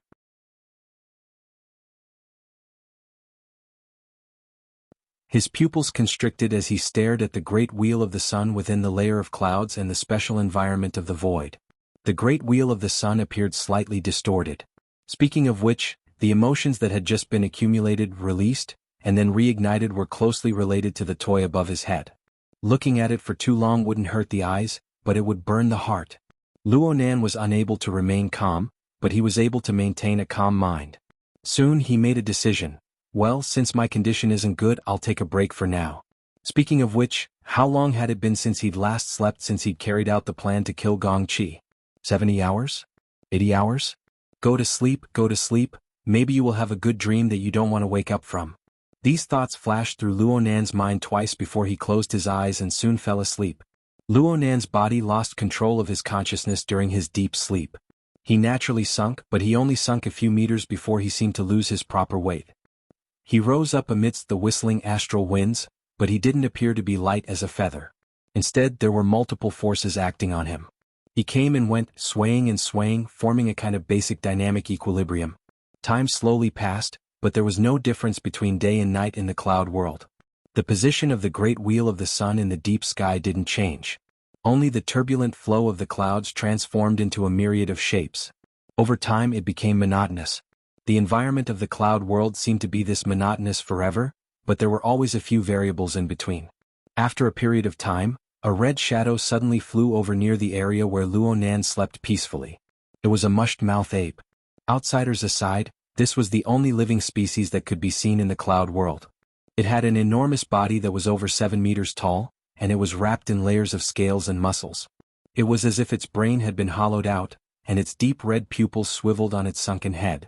It was separated by a distance of several thousand meters, yet it was still able to quickly lock onto a target drifting up and down in the depths of the clouds. The prey was confirmed. Saliva flowed from the area of the mushed-mouth ape's mouth and nose. The multiple signals coming from the body of the prey stimulated the appetite of the mushed-mouth ape. The mushed-mouth ape paused for a moment high up in the distance under the urge of its desire.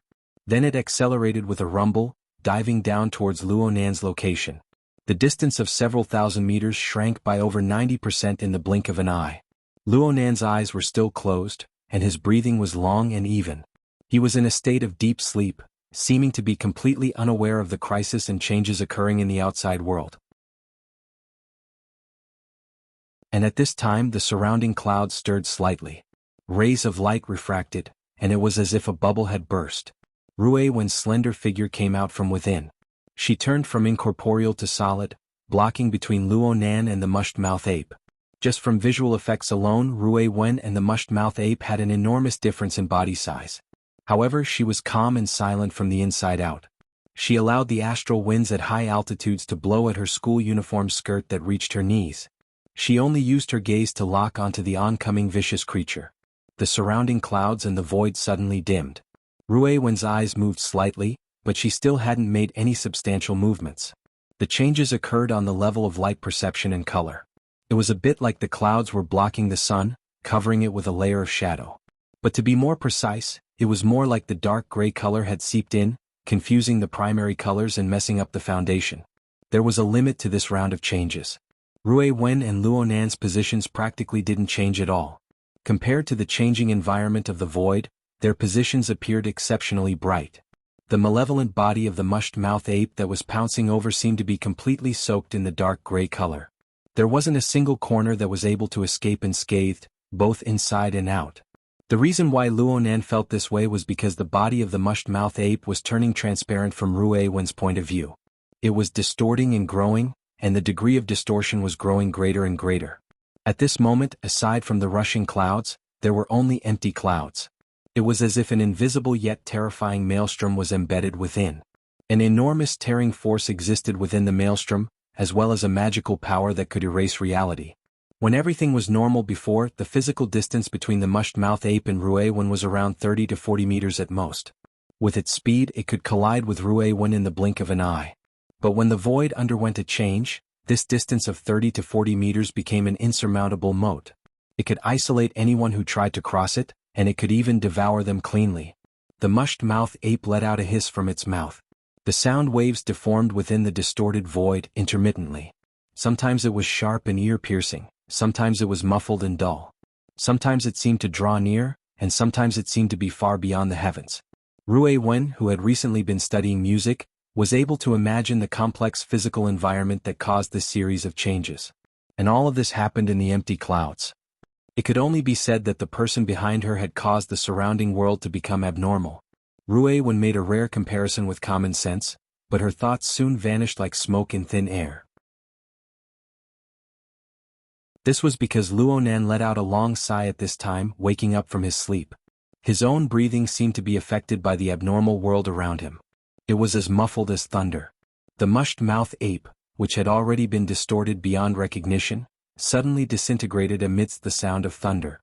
It transformed into a mass of steaming ash-gray smoke, which was engulfed by the clouds high in the sky. It then dissipated without a trace. Rui Wen. Skip class? School's over. Really? There's no sun or moon in the clouds. Luo Nan's sunwheel hovered above his head as he vaguely spoke words that lacked sincerity. His consciousness was still not completely awake. It was as if his body was situated in a gravity-free environment. He did a roll high in the air, somewhat clumsily switching to a half-sitting, half-standing posture. A gale just so happened to attack from high up in the sky at this time. The surging clouds and the young girl's pleated skirt rose and fell in a rhythmic manner. The surrounding gray background perfectly reflected a section of snow-white skin. One could feel the exquisite texture even with the naked eye. There's a problem with the angle. Ha! Luo Nan's body actually broke out in a thin layer of cold sweat under the gaze of Rui Wen's clear and cold eyes. He subconsciously grinned and revealed a smile. I'm saying that the coupling between me and multiple spacetimes isn't too perfect. It's like the gears have gone astray. I need to constantly adjust them. You didn't scare me just now, right? Luo Nan locked gazes with Rui Wen after he finished speaking. He knew that he had said something stupid. Did this little girl have the concept of fear in her heart? Okay, I'm saying thank you for your help. But right now you still need to prioritize your studies. Don't split your thoughts too much with me. What if you suddenly disappear in school? I'm afraid that a lot of people will have headaches. Rui Wen lowered her head. She was quiet and obedient. This made Luo Nan feel even more embarrassed. The feeling of loneliness and heartburn he felt before he went to sleep had unknowingly been washed away. He subconsciously reached out his hand to touch Rui Wen's head. But during this process, he heard the muscles and joints of his body emit strange creaking sounds. Something was wrong. Luo Nan was already used to this sight. See, every time I find my balance, I have to break it up and start over with a bit of external stimulation. There's basically no problem with the God Gear aspect. Only the body gear is involved in the fundamental physical restrictions. It's simply impossible to adjust it to the right place in one go. Also, the coupled space-time environment is like being covered with several thick blankets. Especially the misty labyrinth. There's no blanket at all. It's the type where fluff and cotton fly everywhere. Every time it shakes, it's especially hard to clean up. Luonan chattered endlessly. He mainly talked about how he integrated the laws of the misty labyrinth and even the space-time laws of Earth through his own family's large coordinate system before and after he killed Gongqi. He also talked about the Blood Soul Temple domain and other small plugins to construct the Luo clan domain.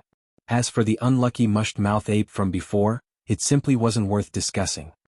With the current construction of this domain, digesting Gongqi's gambling capital shouldn't be a problem.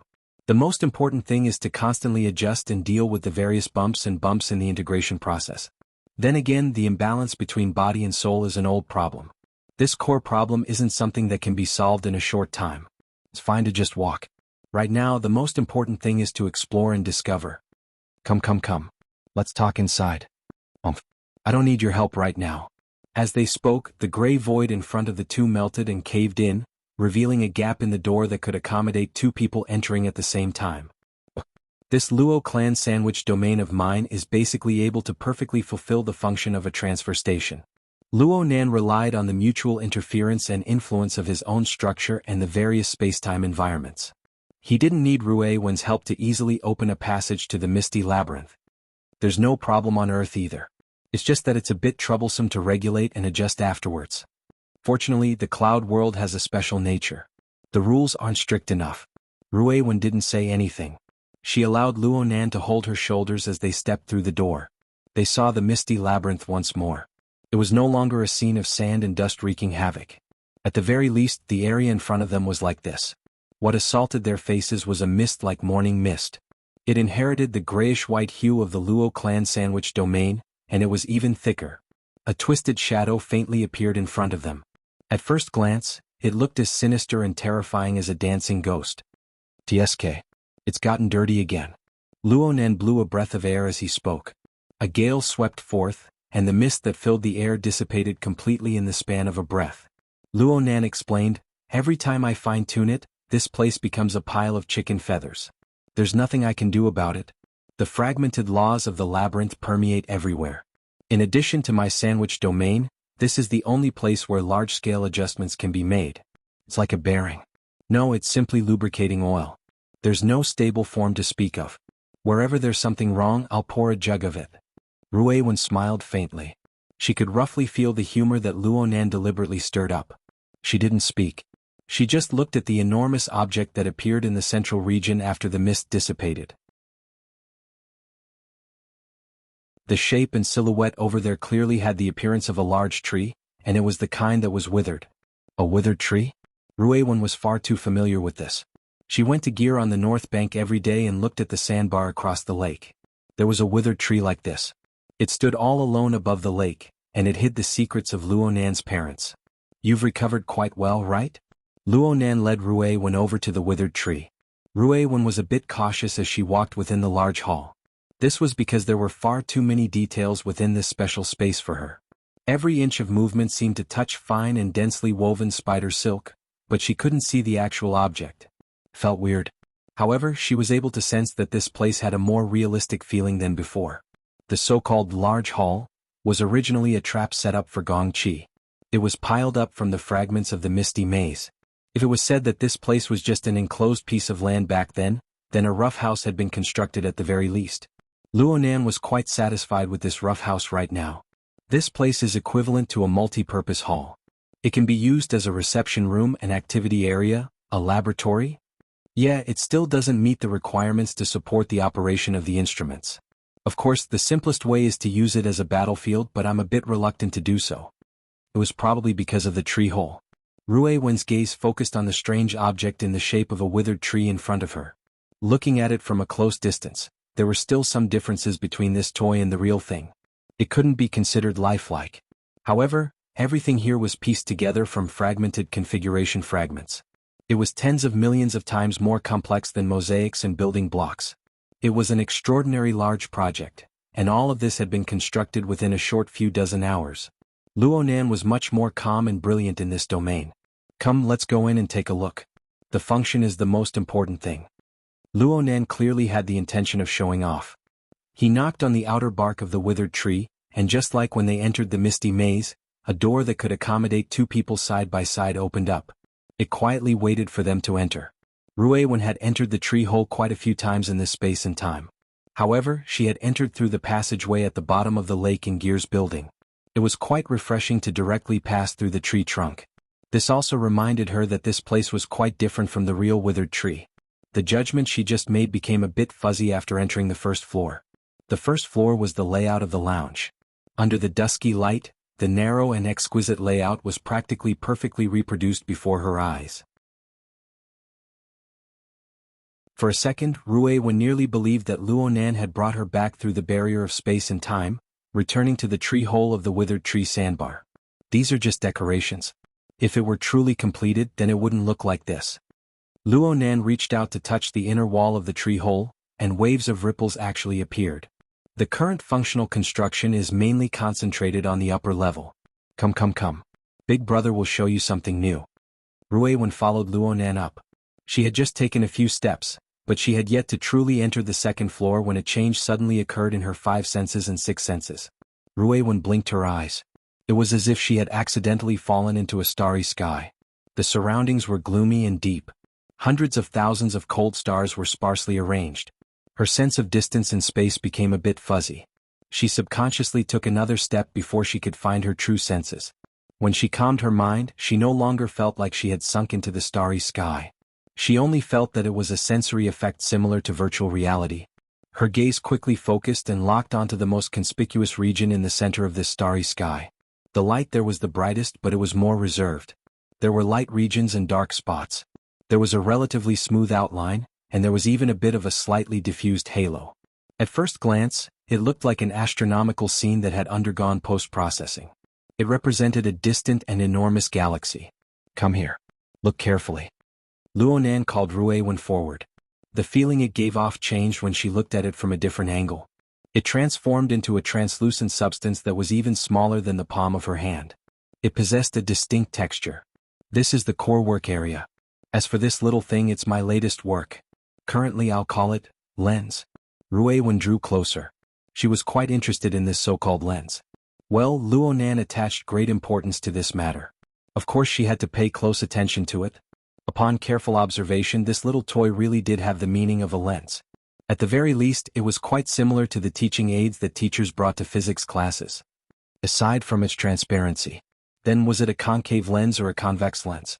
Luonan wasn't in a hurry to explain the marvels of the lens to Ruewen. Instead, he extended his hand and streaked across the surrounding gloomy region. His fingertips seemed to stir the specks of light of the stars, that blurry perception of distance. A smile blossomed on his face, becoming more and more splendid. Ruewen, did you know? This is the true face of the hollow tree. It's something that I built according to Mom and Dad's design. The hollow tree vehicle at the end of the corridor in Grandpa's laboratory in the wilderness can only be considered an embryonic form. It's far behind this version. After all, this is the result of my father's many years of dedicated research after returning from the wilderness. Hey, have I mentioned this matter before? Ruewen shook her head slightly. I must have been too busy a few days ago. I forgot to tell you. Let me tell you. There's also Jerry's scenes here. It's super complicated. Luonan entered into nagging mode. He talked about whatever came to mind. It was just as he said. The matter itself was very complicated. It had experienced a long period of time, and space had jumped frequently. Some of it was still conjecture. The logic was rather chaotic when it was expressed. It was quite laborious to listen to. But Ruewen only needed to understand that Luonan's mood was better than before. His mood was more positive. This was enough for her. So, that old man of mine made this arrangement. He made it too complicated. I still don't understand the twists and turns inside. But no matter how you look at it, I'm lucky. The withered tree sandbar, formatting theory, configuration knowledge, and Jerry's database. All of these conditions were put together. They really pieced together a result, and in the end it was passed into my hands. Maybe this is fate? Ruewen met Luonan's gaze and gave a light yap. She felt that this should be the answer Luonan wanted to hear the most. Sure enough, Luo Nan revealed a smile again. He extended his hand to rub Rui Wen's head, temporarily ending this topic. I'll investigate and straighten out the situation inside later. Let's first look at the most practical. The information he left behind was extremely practical and extremely crucial. I've talked about that 100-year sequence question bank before, right? It's good stuff. And it's the basic level of general education. Rui Wen, you also need to learn it. It's far more advanced than what is taught in school. Right now I firmly believe that a highly developed civilization system certainly exists in the distant starry sky beyond Earth. It has already established an intersection with us, and the possibility of further intercommunication will continue to increase in the future. If such a day truly comes, we can learn and understand its information ahead of time. We can be a step ahead of others and seize the initiative. Luo Nan adopted the posture of a parent lecturing, and Rui Wen nodded obediently. She cooperated extremely well. The content inside should be extremely large and complex. It involves all aspects of society's construction, but there's also an inexplicable seal. It's very unpleasant. Luckily, it seems to be gradually unlocking right now. When I did the questions before, there was only the content of configuration theory. But I've secretly unlocked the knowledge of creation in the past 2 days. I've looked at some of it and it's extremely useful. As for why it's unlocked, I suspect that it's directly related to this. Luo Nan pointed at the lens in the middle of the work area and winked at Rui Wen. How about it? Do you want to give it a try first? Ha. This toy is just a half-finished product, but it's extremely interesting. I can't explain the specifics in a short amount of time. You can come over and give it a try. It's very interesting. Really? Right now Luo Nan looked like a little kid who couldn't wait to recommend his favorite games and toys to his friends. He hated that he couldn't blow the lens to the skies. There were many words that Rui Wen didn't quite understand, but she absolutely wouldn't refuse his request. Rui Wen leaned her upper body forward once more, closing the distance between her and the lens. She observed it seriously. However, she was still completely confused as to how to operate it. She tilted her head and cast an inquiring gaze at Luo Nan. Luo Nan laughed. Wait for me to teach you. It's actually very simple. Your sensing ability is this good. You just need to concentrate. There's a lot of interesting information within this little thing. It's true that it's a bit hard to understand, but I can explain it to you at any time. Rui Wen hesitated for a few seconds. She was mainly trying to extract the true meaning of instructions from Luo Nan's words. She stared earnestly at the lens before her eyes. She looked beneath the translucent surface, at the endlessly flowing rays of light, as well as the faintly discernible patterns and dark spots. These were all in the midst of dynamic changes. She couldn't see any pattern for the time being. Luo Nan hurriedly corrected her. I don't use my eyes. I don't use my fleshly body's intuition. Oh, I can't completely break away from this. I need to use this synesthesia of my mental senses. My thoughts are that the collected information can be understood, categorized, and utilized by ordinary people. After all, the workload is too great. It would be even better if it could be converted into a code that can be recognized by machines. Luckily, Rui Wen was able to understand his messy explanation in the end. She still didn't say a word. Her eyes stared at the lens, but what pierced through it was no longer her line of sight. Instead, it was her soul strength which allowed her to perceive all things. The instant this power made contact with the lens, Rui Wen practically instinctively utilized the technique of body and soul fusion. She searched for the special frequency of fluctuations of the marvelous creation before her eyes, forming a sufficient interference with it. In the blink of an eye, the light waves and shadows projected by the lens transformed into an incomparably rich and enormous flood of information. And it was still growing with an explosive momentum. Even with Rui Wen's special state, she subconsciously furrowed her brows. Careful, careful. Luo Nan also jumped in fright. He never expected that Rui Wen's soul strength interference would be this efficient and direct. Her compatibility with the lens was top-notch. He was afraid that the little girl would be injured by the flood of information, so he hurriedly adjusted the flow of information from the side. Even at this time, Rui Wen still turned her head and smiled at Luo Nan. Only then did she truly gather her mind and discern the core image within the flood of information. Luo Nan stared nervously. A dozen seconds passed before he finally couldn't help but ask, "How is it? Is there anything that can be described?" Conflict. Collision. Excellent. Luo Nan clapped his hands. That's it. Is there more? It's extremely dense. It's like rain, wind, and water droplets colliding together. Yes, yes, yes. Continue. Continue. There should be two directions. Two kinds of power. They mix together, intensely clashing. They ceaselessly strive to eject things, but they're also absorbing. Luonan suddenly stopped talking. It was also at this time that Ruiwen saw a series of changes occur to the lens, which was in full interference with her soul strength. The edges of the originally clear silhouette blurred. There was a clear tendency towards granulation as a whole. It was as if a layer of frosted sand had been added to it. At first glance, it looked more like a mass of glistening nebula. And the structure of this mass of nebula became unstable. It was restless. There seemed to be a continuous explosion of conflict within it, so it swayed irregularly. It didn't have a clear direction of rotation. Yes, the lens was changing, and it was a corresponding change that occurred with Ruiwen's perception. It practically reproduced the scene that she described perfectly. Don't be affected. Continue. Luonan commanded. Ruiwen was a bit startled. Then she closed her eyes, unaffected by the changes in the lens. She used pure soul strength to sense and restore the image contained within the flood of information. Soon she captured a crucial point. Two kinds of power are in the center. They dominate everything. They are also converging. Aside from collision, there is also a kind of resonant pulsation. Ruiwen recalled an observation experiment from a biology class not too long ago. She found a ready-made example. It's like a pregnant rabbit. The heartbeat of the fetus. Luonan gasped in admiration. Perfect. Actually, Ruiwen still had a few opinions, but it was rather difficult for her to find the corresponding words to describe it. She stopped and opened her eyes once more. The lens no longer looked like a lens at all. It had completely transformed into the shape of a nebula. The center was shrunken, yet it was the brightest. The periphery was in the shape of dust and mist.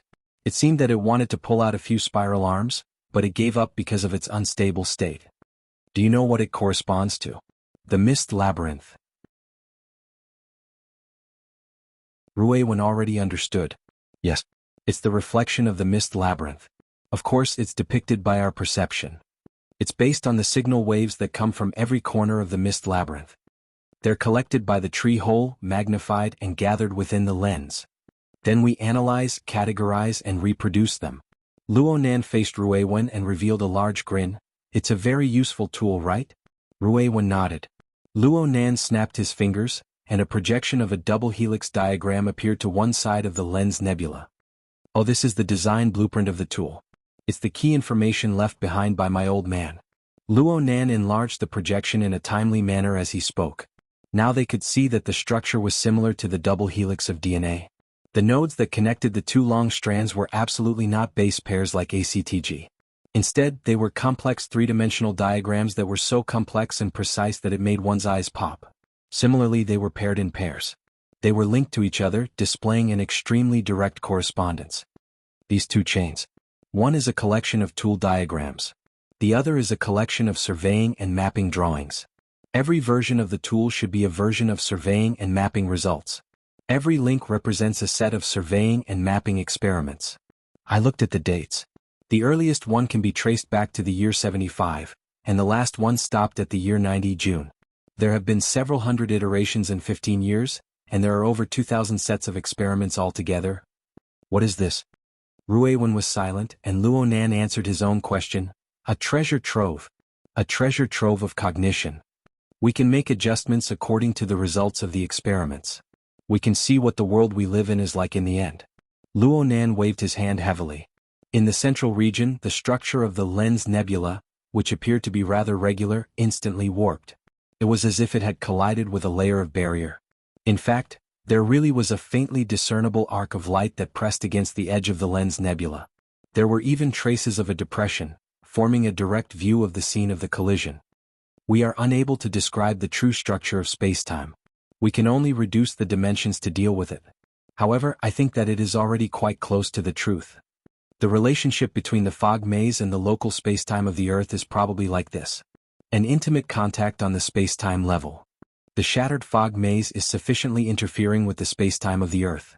Oh, there are also interference and friction fronts. As Luonan spoke, the outermost layer of the lens nebula lit up with a thin ring of light, the cloud world. That you're tuning in to the Han Lee's Wuxia Chronicles YouTube channel. We're so grateful for your support, and don't forget to subscribe to join us on this incredible journey through captivating stories. Your generosity through donations truly makes a world of difference, as it's the primary source of revenue that allows me to expand and enhance this channel for you. Thank you from the bottom of my heart for being a part of this adventure.